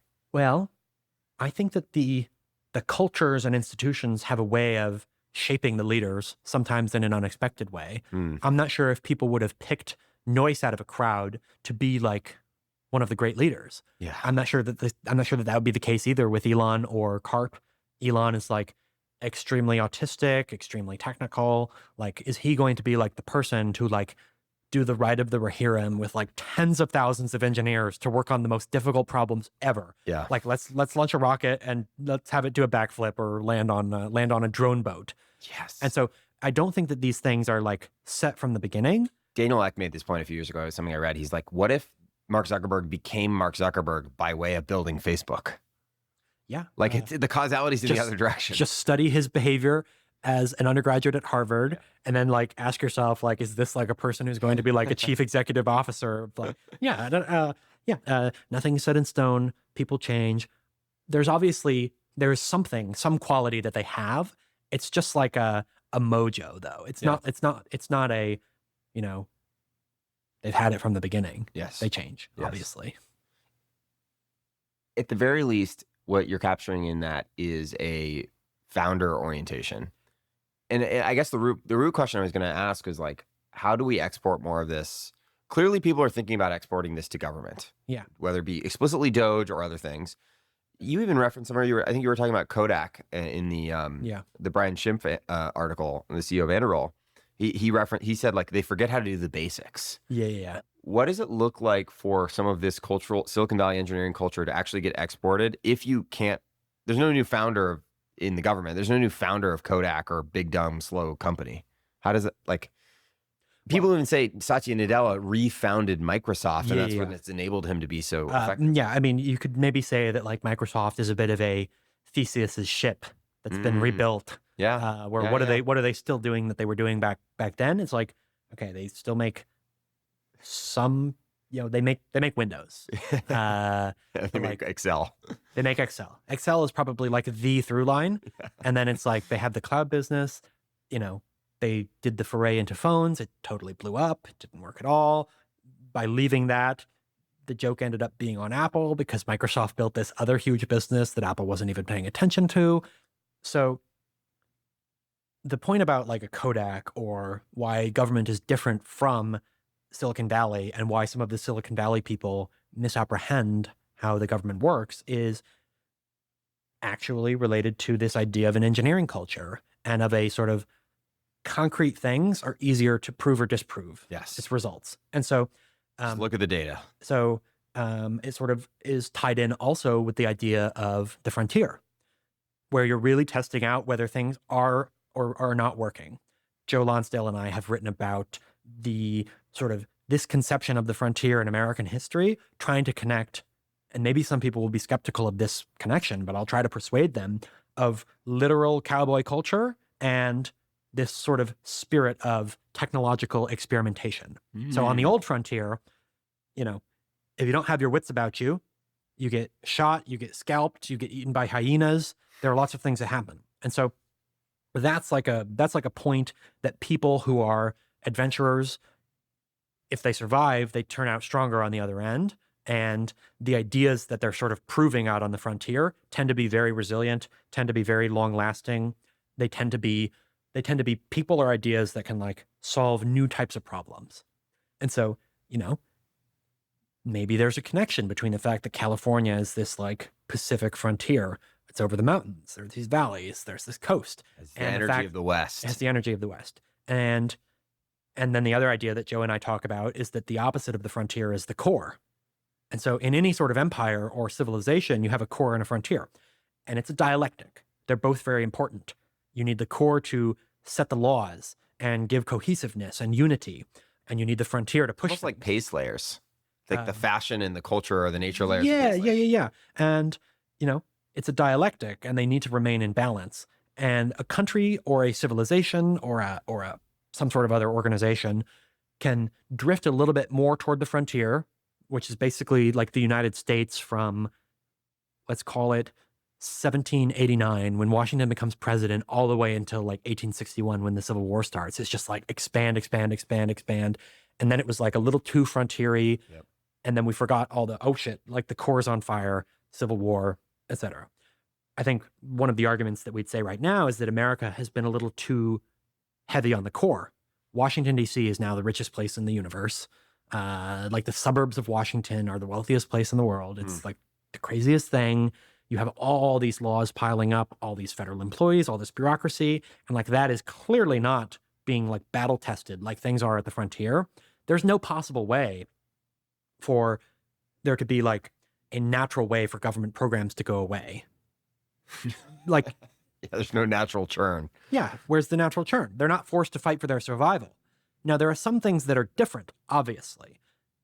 But if you can apply these principles of like competition and the frontier and, you know, the Karl Popper idea of like falsifiability, if something's not falsifiable, it's not science. It's like we should be trying to be more scientific or have a more engineering mindset. And so for that reason, I'm very pro Doge. There are some things that were more just sort of political reforms rather than like trying to implement an engineering culture. But I think that one thing that the critics of Doge got wrong is that they were never going to accept any cuts. As soon as the cuts got concrete, then it was going to be on the attack. And, you know, the sort of conceit with Doge, which Karp does not talk about in the book. The book was actually written before, 2024. It's obviously like the example of like, can we apply this mindset? Joe Gebbia, one of the founders of Airbnb, has just been announced as the chief design officer of the United States. And they're clearly going to, in a way that should be, it may not be, less offensive to political objectors, implement these ideas in various areas of the government, which is like, is there objectively a better way to design a website? The government says no. It's just like, let's pay someone to do it. Silicon Valley says, yes, there's an objective way to do it. And this is why we have $70 billion and you don't. Because there was something provably, falsifiably true about it. You would know if we were bullshitters because it wouldn't work. And it's like in the government, there's no such competing pressure. There are no hyenas. There are no Comanches coming to rip your hair off. Yes. And so, Yeah, you don't have the almost paranoia of the frontier. The paranoia of the frontier. And I think that there's something like, maybe closely connected to Elon's erratic personality, which is that he's repeatedly taken these things to the utter limit, to the edge of the abyss. And that is where you can learn, call in the troops. Yep. That's where you can really learn. And it sort of goes back to the blowing up the rocket was more valuable to Elon than the people in the core could possibly know because he was testing something at the edges of what's possible. Yeah, I think which is where you get to falsifiable results. Is this working? Is it not? That's the engineering culture. And there were some reasons politically why Elon was unpopular with some of these people. Like, could there have been a Doge without like some of the more partisan elements? Yes. And maybe it would have worked better. But like part of the reason why there's such a hatred of Doge and the idea of it and the hit pieces on the young men who are working on it in a very democratic fashion, where it's, the White House, which was democratically elected, and Congress is doing these different things. There's always going to be a negative reaction to these things from the established set if it threatens them. And that's a natural human emotion. I'm not necessarily attacking that. Sometimes there's going to be a pendulum swing, and people need to accept it. Speaking of Karp, I read the New York Times profile on him, right, probably around this time last year, something like that. You wrote something that reminded me a bit of it. You wrote, at the risk of oversimplifying a complex thinker, I would call Karp a classical liberal and a left-aligned civic nationalist. It's that civic nationalist part that puts him at odds with the dominant activist part of the capital L left today, and to many ears would make him sound right-wing. He insists quite credibly that he is not. What my great few sentences, I have to say. Excellent. My reaction, I was blown away by that piece, and the most interesting part about it to me was that it was very clear that Alex Karp is the type of person that I could not tell you what his views on one topic were if I knew his views on another topic. Yeah. I'm curious if you know other people like this and what types of traits are common among them. I mean, most important example in the world right now is probably Trump. That's not what I was expecting. Yeah. I mean, just think about the 2016 election where, nothing in like the Trump ideology could be classically mapped onto like one side. Like, I see. The fact that he hates NAFTA, can you then predict his opinion on the minimum wage or on tax cuts or on legal immigration or on illegal immigration or whatnot? It was all over the place. And so I think that that's like by far the most important example of that. Maybe he's gotten a little more solidified within the right wing since, but he was genuinely like all over the place in 16. Yeah, but I guess my critique there would be like, I feel like he was just winging it. Karp feels a little bit more principled in his range, but Trump is not principled, but this is going to sound ironic, he's kind of steady in some of these views that have existed for a long time. He was clearly always pretty pro-choice. He was clearly always against mass immigration, and especially against illegal immigration that sort of picked up in the 90s and 2000s. He was taking out a full-page ad in the New York Times in the 80s, criticizing Reagan liberalizing trade with the rest of the Americas. And so that was like a 30-year continuity of criticizing the trade deals, where it wasn't just, that was not winging it. Trump's winging everything in certain respects, but there are some things that he said for a long time that are classic examples of that like political unpredictability. Because if you had said that he hated NAFTA, that would also mean that he wants to raise taxes. No, right. It's like the exact these opposite. Things are bundled. What about amongst the people who have this trait and are, at least as I seem to be assessing Karp to be like quite principled? Because I think that very principled people maybe these go together. I'm not sure, but it seems that most people, even if they seem to be quite principled in some areas, they sit like the tidal wave just kind of carries them with the bundle of other associated views. I think about the way that the popes have discussed things like abortion. Where, like, there's clearly been like a wave, especially in Catholic intelligentsia circles, like liberalizing on abortion or whatnot. And you hear someone like the late Pope Francis, who extremely liberal on issues of migration and even on certain parts of the sort of LGBT discussion, talk about abortion in a way that would totally floor like the average Democratic voter or liberal or pro-choice person, talking about it in more concrete terms than even some like right-wing American politicians. Wow. So that would be like a classic example of like an institution that, for obvious reasons, has the power to like assert its principles over some sort of societal shift. Yes. Not always the case. There are certainly times when the papacy or the church or the Vatican have fall into these things or whatnot, but it definitely is like one of those areas. And if you can just sort of like pick out the Pope as an individual, there's someone with like the power to assert principle over other things. And maybe other examples, every once in a while, Gorbachev, you have certain characters. It requires a strong personality or temperament. in order to do that, Mm. even at the small scale, even at like, saying something unpopular in like a dinner time conversation. Yeah. And then it's like, imagine like, dissolving your country. Imagine that. That's the Gorbachev example. Mm. It's a type of person who can do that. That would maybe be like a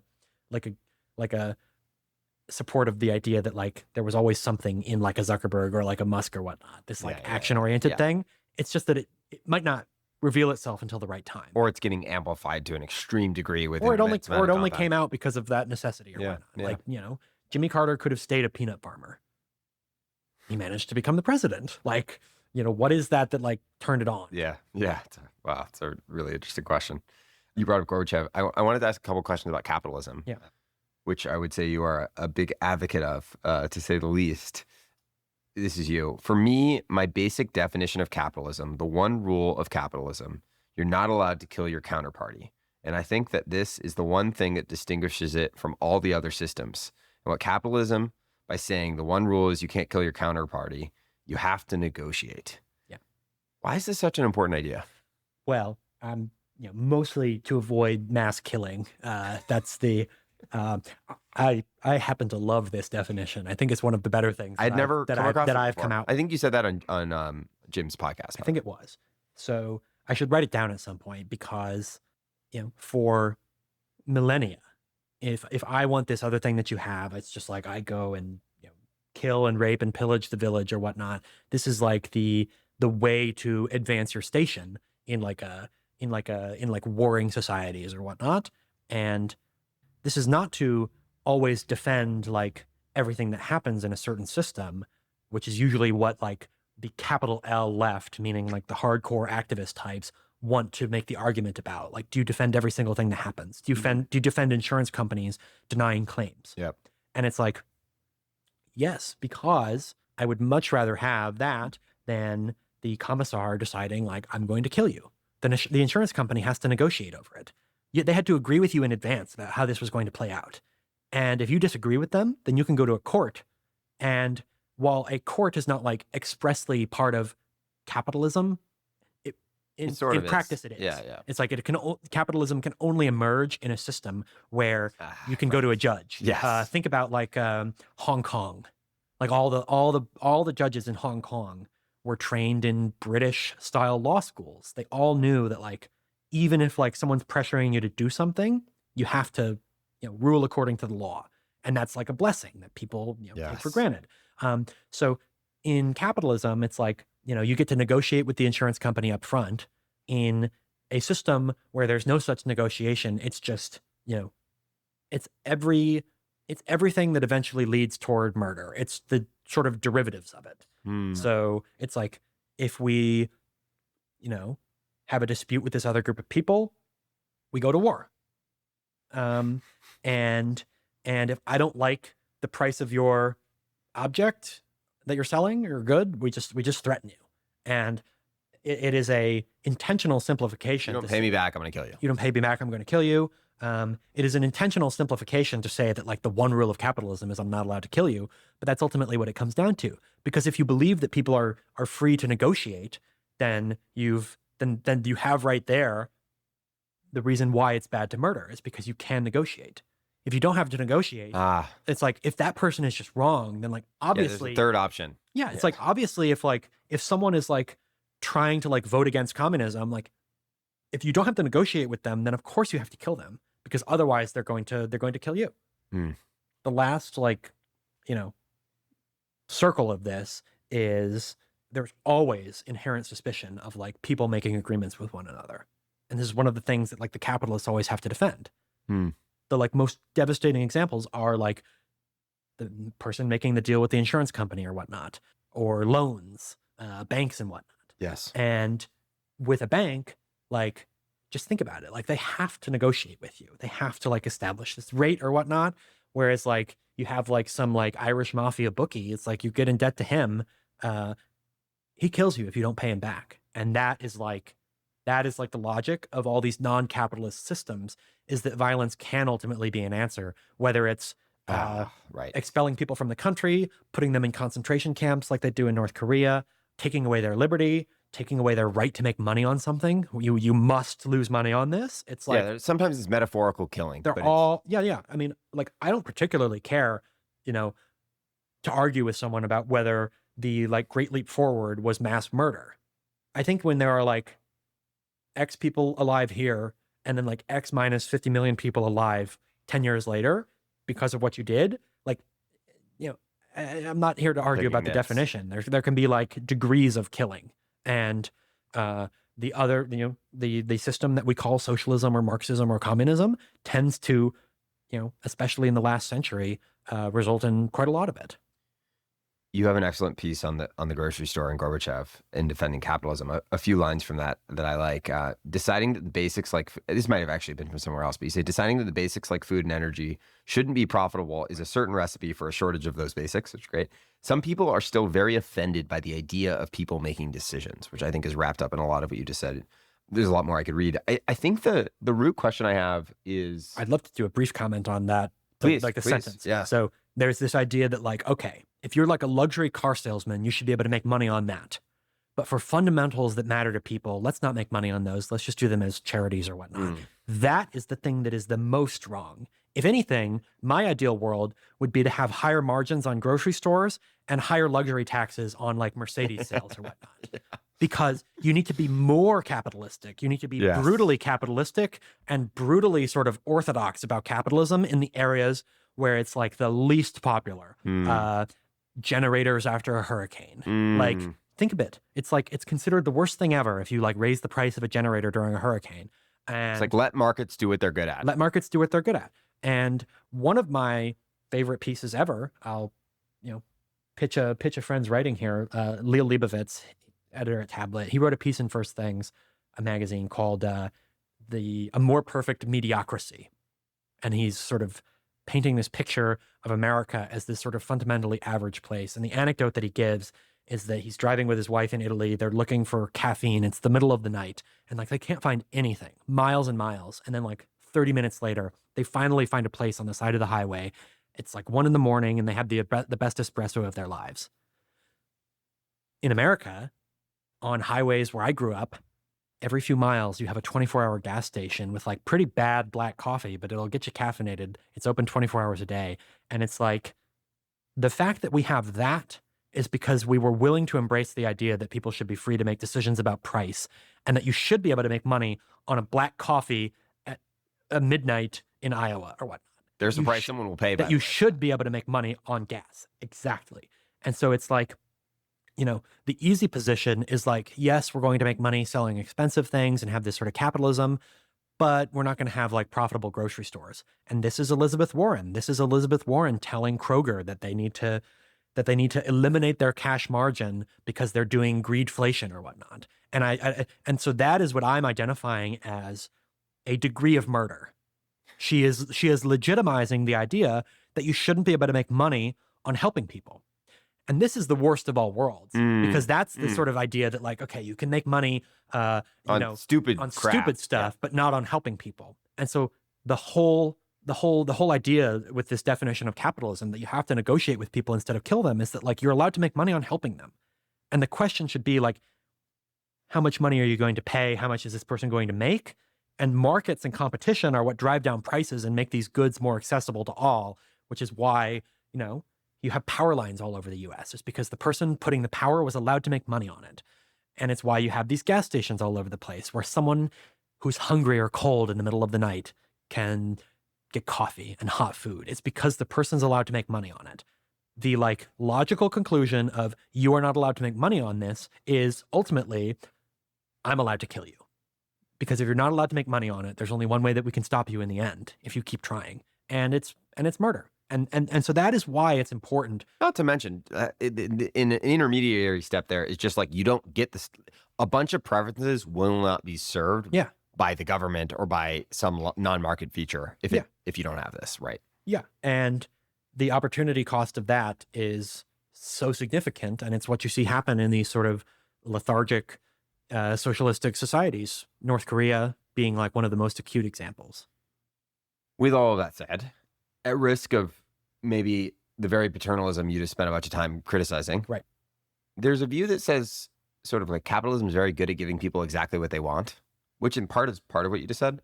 There's a few critiques that's one of them, which is to say, like, again, probably paternalistic, like people don't always know what they want, or people don't always know what's good for them. I think there are a few others that are like, I don't know if you've ever read Scott Alexander's Meditations on Moloch. It's a sort of commentary on, broadly, it's like the tragedy of the commons. Okay. Yeah. And just kind of an eventual race to the bottom. And then maybe the third would be probably, I think the greatest real risk is just capitalism trending towards an extreme concentration of capital and leverage in a very, very small amount of people's hands. Yeah.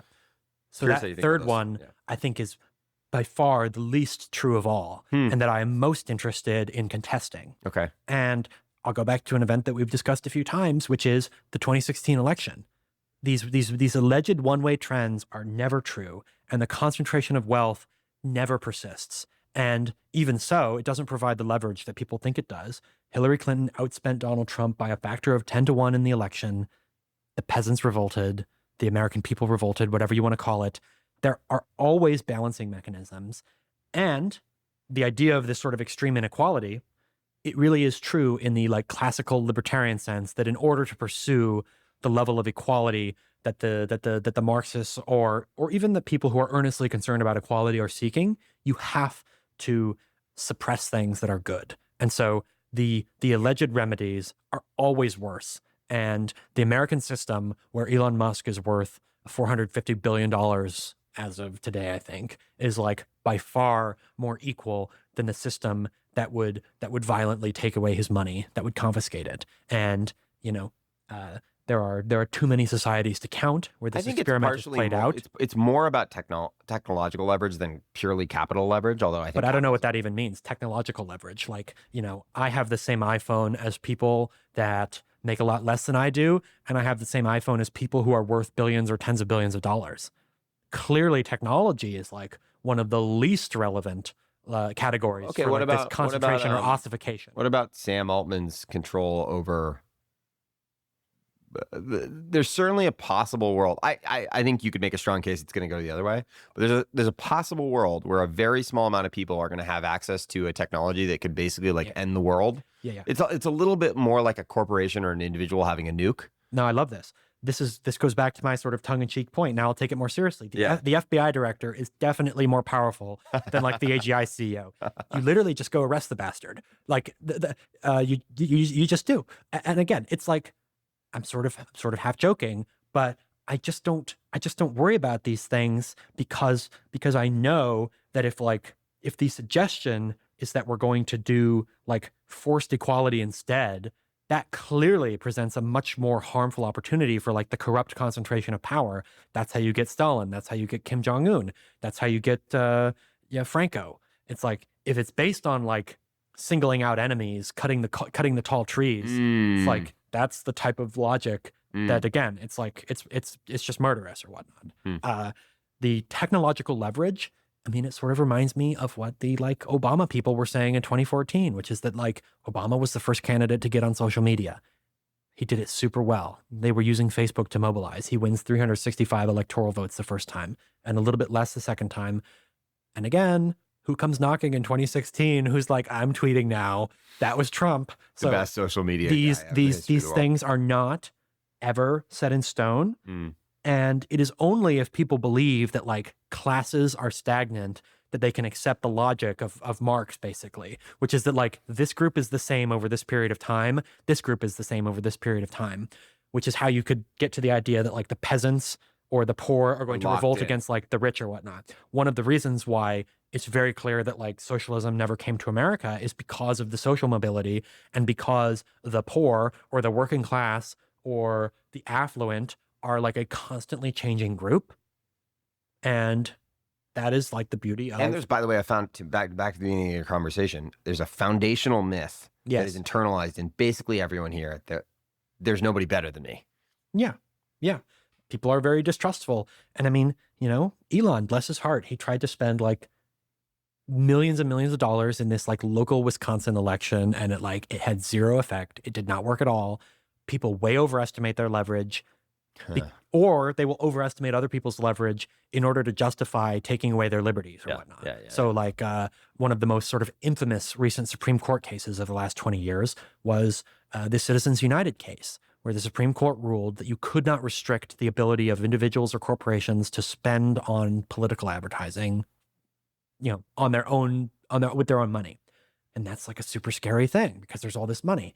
Now, there are two reasons why it's sort of a ridiculous thing to be concerned about, and you should move on to more important issues, which is A, that we've now proven over and over again that the money is not the end of the story, and B, the fundamental issue in the Citizens United case was whether or not the FEC, the Federal Election Commission, could ban the showing of a movie that was critical of Hillary Clinton because of who had paid for its production. And so it was just like, it always ends up justifying the most extreme thing if you're that concerned about it, which was like literal censorship. No, you can't show that movie. It's too critical of Hillary. That was like a crazy thing, but it was based on this idea that like the institutions and the capital always stays the same. And so it's like, I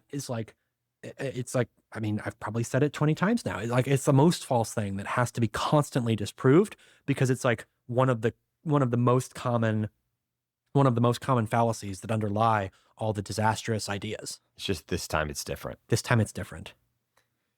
We can talk a little bit about Arena and the magazine specifically. What makes for good writing? I think good writing is fundamentally good description that makes you understand or see something. And usually good writing paired with a good reader is two people thinking, even though they've never met one another. Yeah. And so someone gets to see how I think, and I get to teach them how I think. And there's like a relationship across the words. What about editing? Good editing forces someone to question whether their first draft is like the best possible one. And that's usually quite a ridiculous question to ask someone. Like, is the first thing that you wrote down the best possible version of this? And so it's an iterative process, and it's a fundamental recognition of, our own failings. Editing is just humility. It's just like, am I the best? Am I the greatest? Am I always the best? Am I always the greatest? Do I have anything to learn? There's the the David Foster Wallace, This Is Water, where there are the fish swimming along and how's the water? What the hell is water? If you've been swimming for too long, then you need to remember where the water is. It's a reminder of the most obvious thing ever, which is that like we can always improve. How have you gotten better at editing? I think that there are, maybe the best way to get better at editing is to be more comfortable with being frank, is to be more direct. This is bad. This makes no sense. Shut the F up. Stop trying to be so florid. If you can't get to the truth easily, then there's no hope of it. Otherwise, I think it's just sort of a thing that becomes more clear over time. The only way that you would not improve as an editor doing it over and over again is if you were like not saying what you actually think. And so it's like, maybe this is like an engineering culture. It's like, let's get concrete. Let's be specific. I'll give an example that I like to do in editing. This is more like a process thing rather than like a skill. I like to write a reverse outline of the piece that I'm reading. And it's pretty easy to do. You can just go paragraph by paragraph and write a sentence that sort of is like, this is the sentence from this paragraph. And if it doesn't make sense as like a list of sentences outlined, then it's probably not in the right order. You're probably not organizing your thoughts correctly. A lot of people are way too emphatic about grammar and syntax in like the first time that they're trying to edit something. Writing is a process of thinking. And so if your thoughts are in the wrong order, that's the first problem. And then you can go another level deeper. Are they in the wrong order in this paragraph? Are they in the wrong order in that paragraph? Are they in the wrong order here? How am I thinking? Think better. Reverse outline, meaning you're going literally like paragraph backwards. Someone will send me a piece. Not reverse backwards. Just like instead of turning an outline into a piece, I'm turning a piece into an outline. Yeah, totally. And I never outline. This is a divisive subject, but it's very useful to do the reverse outline. Yes, because you can teach people. You're compressing almost. You can teach people, and if they've got their own outline, then showing them the difference between the reverse outline and the original outline can be very fun because it's like, you did not accomplish this goal at all. Yeah. Like, here's what you thought you were doing, and here's what you actually did. And again, it's like it's getting to honest criticisms, because that can be very sobering. And Then there's the other sort of phrase, which is kill all your darlings, which is any artist sort of faces, which is that like, and for me especially, I am always obsessed with sentences. I will start a piece with like a single sentence that I'm so convinced is like the best one. And it's like, you have to be most willing to move past that one because that was where you were like the most wrong and the most set. Yeah, it got you here, but that doesn't mean you can't kill it or you shouldn't kill it. Yeah. So being more honest is like, always a useful tool in thinking. And to the extent that writing is just thinking, getting more honest, getting more concrete is like the best possible thing, whether you're writing for yourself or editing someone else. Arena is a magazine. It's a literal object. It's also clear being in the room with you, you also admire like large, highly image-based books and just beautiful kind of reading objects. Unlike most of the text people read today, including a lot of books they're reading on Kindle, essays, most written content, magazines in particular are distinctly not only physical, but textual and visual. Yeah. What is it about that type of medium that is so appealing to you? Well, it's a challenge and a puzzle. I'm not a professionally trained artist or designer, but I've always had a strong sort of creative and mathematical intuition. And print design is one of those great sort of challenges. And it's something that's been very underrated in America and the world writ large over the last several decades. And the one area where it's really been strongly emphasized is in technology, actually, where like there's an objectively better way to present visual imagery and information in the form of text. And your job is to like crack the code and find a better way to do it. And so, again, writing is thinking. And so it needs to be presented in like a good way. And that will make people enjoy it more and make people not hate it. So the like physical object version of it is like a much more fun layer for me to add on top of it. And it needs to be done in concert with the editing. Cause like you can edit something really well and then just like publish it as plain text. And like, that's a thing, why not put it in paper? What are you so afraid of? That would be my sort of, that's the question that everyone else is begging when they're not like adding a sort of special thing on top of it. It's like, is this really worthy of like, cutting down a tree, turning the tree into paper and like asking people to pay for it or open it in their homes. And that's a big thing with the, how do you make a magazine that like people actually want to possess and not just like buy? Yes. You can buy a, rolled up piece of glossy toilet paper known as a magazine at the grocery store. You can get the Atlantic or Time, which are sort of storied papers with great writing in the Atlantic. What does it say about the great writing if it's being published on the cheapest paper that's ever been invented, where if it gets like a little drop of water on it, it's completely soiled, it's been stapled together, and it's so chock full of ugly ads that you don't even want to pay attention to it? What gives? So, in everything that we do, we're trying to do the opposite of that. Be super well edited as the best magazines in the world, but really taking design, production, art seriously in a way that people are like, oh, this is good. I like this. This is not expected either. Obviously related, but why is durability so important in kind of every sense of that word? The like obsessive cost-cutting culture has just sort of like reminded people that there's a reason why making things properly the first time is worthwhile. I don't know that I have a good intellectual explanation for it. I could tell you that like with a book, I want to be able to like hand a book down to my son and his daughter and not like be having to replace it. I would say that quality goods can make everyone rich because they're things that last. And, you have like tens of millions of Carhartt duck jackets that are sold every year in the US. And yes, they're more expensive than like some crap jacket that's going to fall apart. And people are made rich by this phenomenon of like things that last. It's like another virtue of capitalism is like turning every person into an aristocrat. And one of the ways that you can do that is like, oh, wow, I own things that like will last a long time and that are high quality. And in many cases, it's not that much more expensive on the marginal level to make things better. It's not that much more expensive to do a 100% cotton shirt instead of, rayon. It requires more effort, but it creates more prosperity in the long run. It's, things that last. Maybe there's like a primitive reason why they're good. I don't know. My friend Reggie calls these universal luxuries, Yeah. which is cool. The other thing about it too, especially for something that might be disposed, not only like literally will it last, but like you're more likely to keep it if Yeah. it has that level of I mean, care. the classic like thing with like the rolled up toilet paper magazine. I call it glossy toilet paper because of how thin the paper is. That's the description there. Why would you want to display it on your coffee table? What does it say about you if you have like, you know, the Atlantic sitting on the table or whatnot? These days it's just not communicating much. And having something that's like high quality actually is like a status thing as well.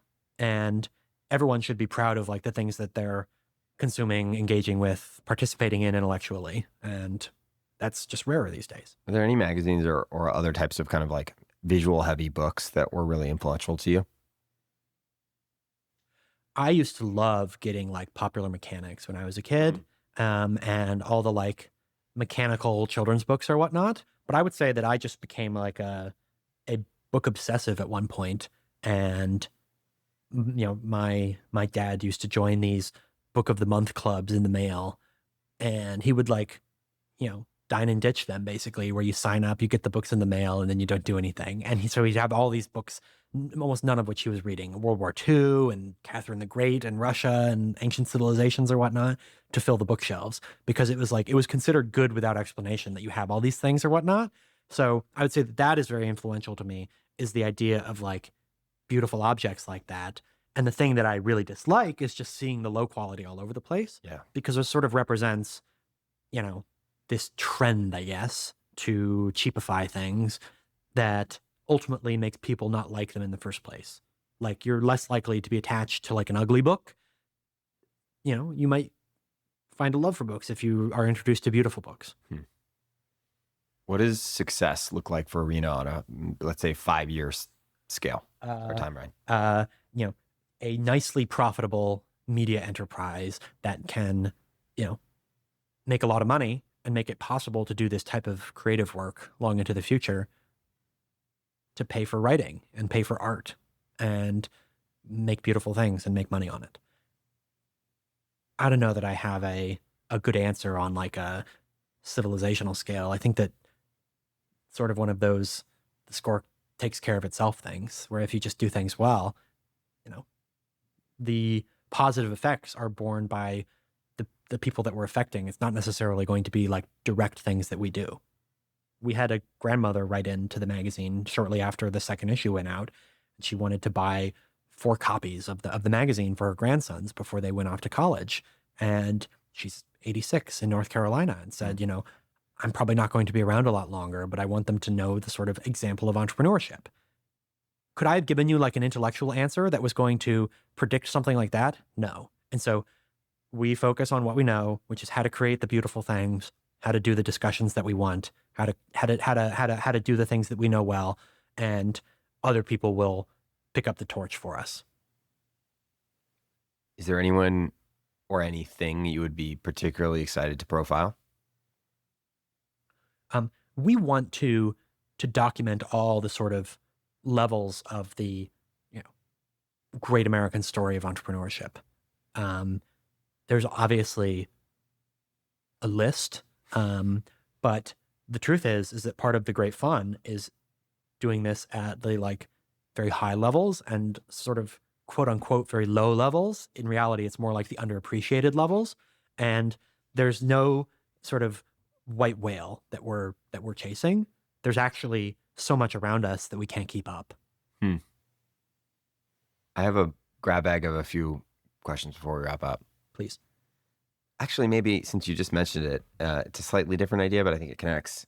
You straddle what I would call a sort of American high and low, or maybe big and small would be more accurate. Yeah. I don't mean to imply lowly, which is to say big dreams and capital, ambition and technology and scale and all this type of stuff. And then also like the story you just told, or like the little stories about mom and pop shops in little places, or your little love letters to Ojai and to Hot Springs, Arkansas.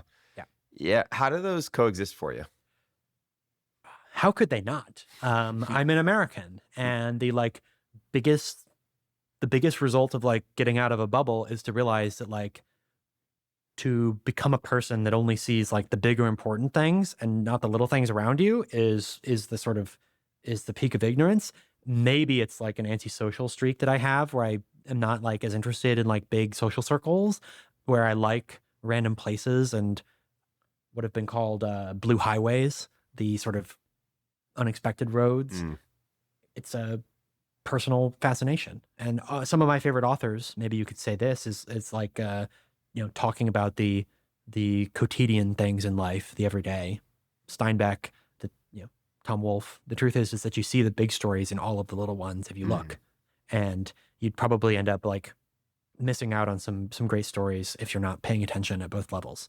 And that's ultimately what I am as a storyteller. I like attached to these things. So on that note, maybe what have you learned or what comes to mind when you think about traveling across America? I think the most underreported story is just how prosperous random places in America are. One of the better pieces that I've ever published, I think, was a piece in the Free Press called Welcome to the MAGA Hamptons, which is sort of a piece about the Lake of the Ozarks, which is a man-made reservoir in central Missouri that was created by the U.S. Army Corps of Engineers. It was like a flooded sort of valley in 1929, thereabouts. And as a result of the shape of the sort of river valleys and creeks and hollers in that area, the coastline of the Lake of the Ozarks is longer than the entire Pacific coast of the United States. What? So it's like 80,000 miles of, not 80,000, it's 80,000 houses. It's like 6,000 miles of coastline. Oh my gosh. Maybe it's like 3,000 or something. It's definitely longer than the Pacific coast because I calculated it out. But imagine like a 25,000 legged spider, where it's just like so many inlets or whatnot. And so there are 80,000 houses along the shore of this lake. And, it's all in Missouri? It's in central Missouri.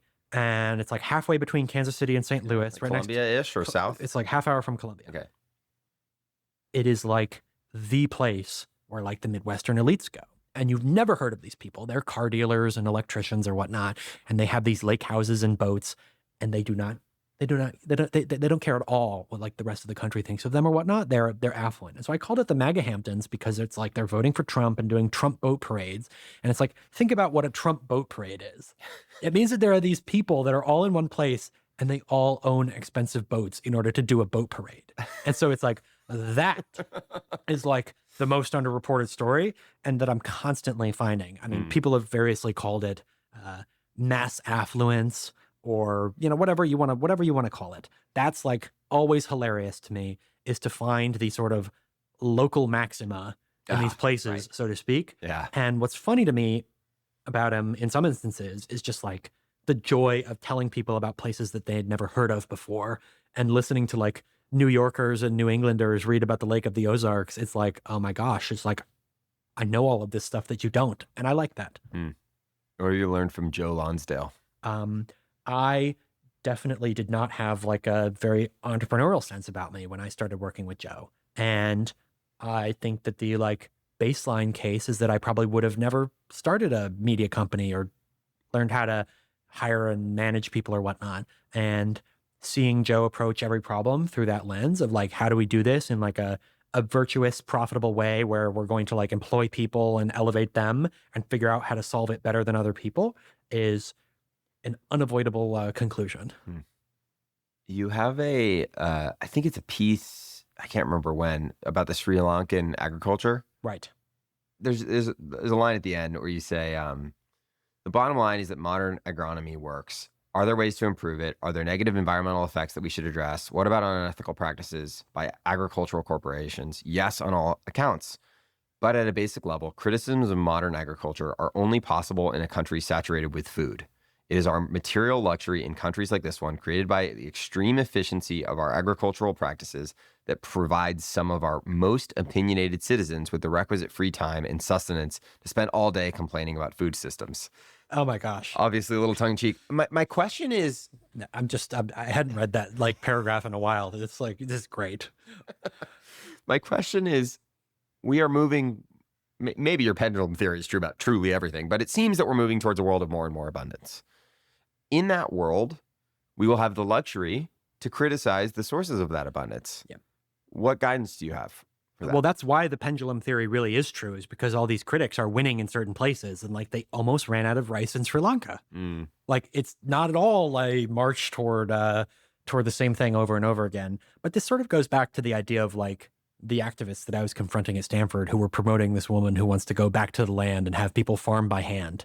It's like no one would take this seriously if you were industrializing, if you were just getting off the ground. Like, you know, it'd be a joke. It really is this like material situation that causes the like opposition to rise up.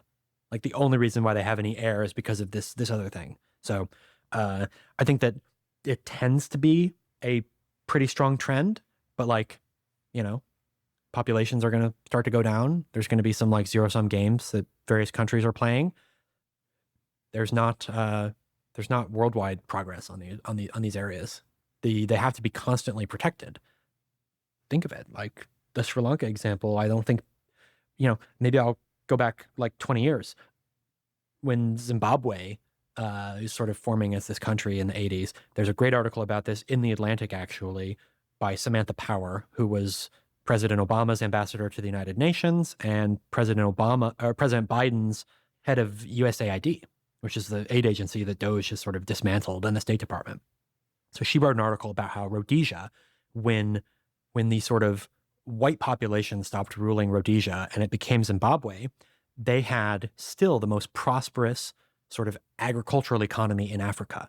And they were the breadbasket of Africa because the British settlers in Central Africa had, you know, planted corn and wheat, and they had done it in like an industrial fashion. And so the yields were much higher.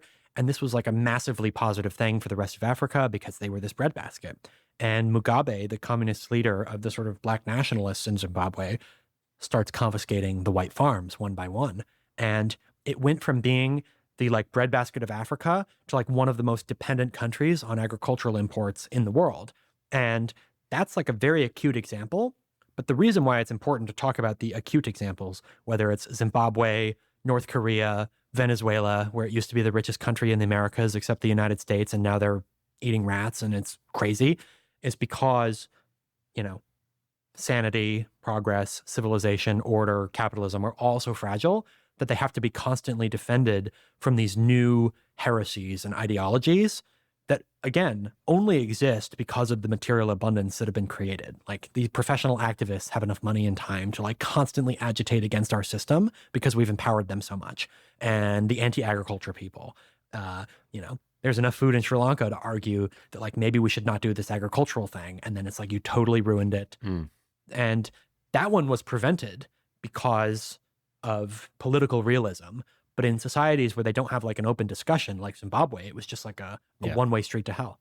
It's funny. You could almost make the same point we were talking about at the beginning of the conversation, in that like a sign of a healthy society might be that you have the time and bandwidth for people to be criticizing even the most basic things. Yeah. It's like Americans are like so wealthy that like they're like tweeting at one another all the time or whatnot, and then going out and buying F-150s and trucks and SUVs. Beautiful. It's you know, it has to be real in order to criticize it. That's one of the laws. On a totally unrelated note, there's a line somewhere you mentioned your brother Jackson was the athlete and you were the cook. Right. And I've heard from a few of our friends that you are particularly adept at bringing people together for meals. Right. Yeah. What's special about? I can guess who that was. What's special about doing that? I've been cooking since I was very young. It is possibly I enjoy it because I'm super good at it.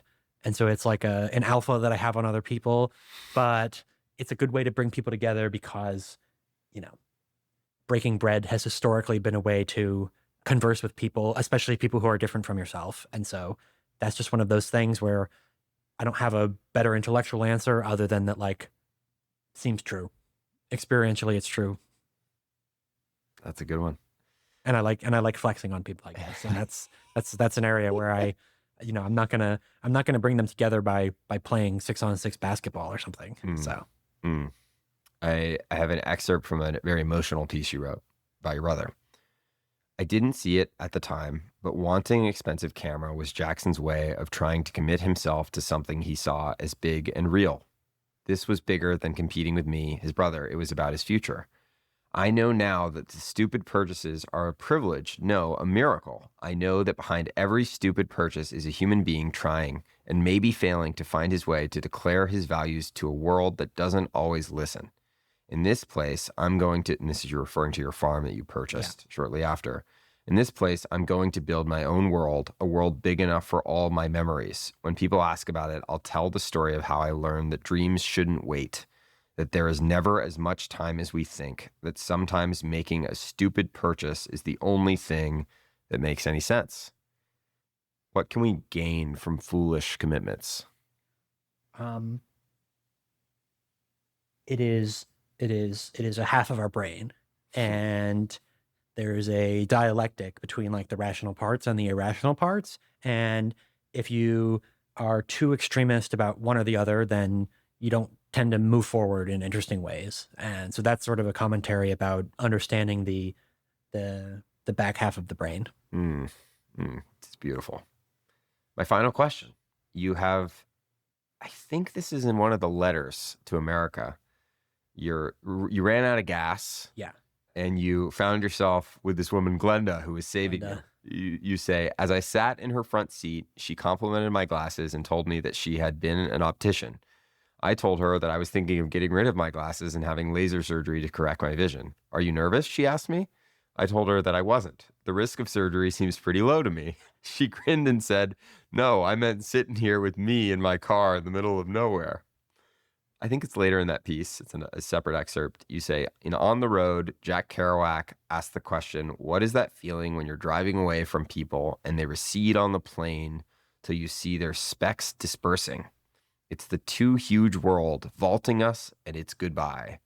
But we lean forward to the next crazy venture beneath the skies.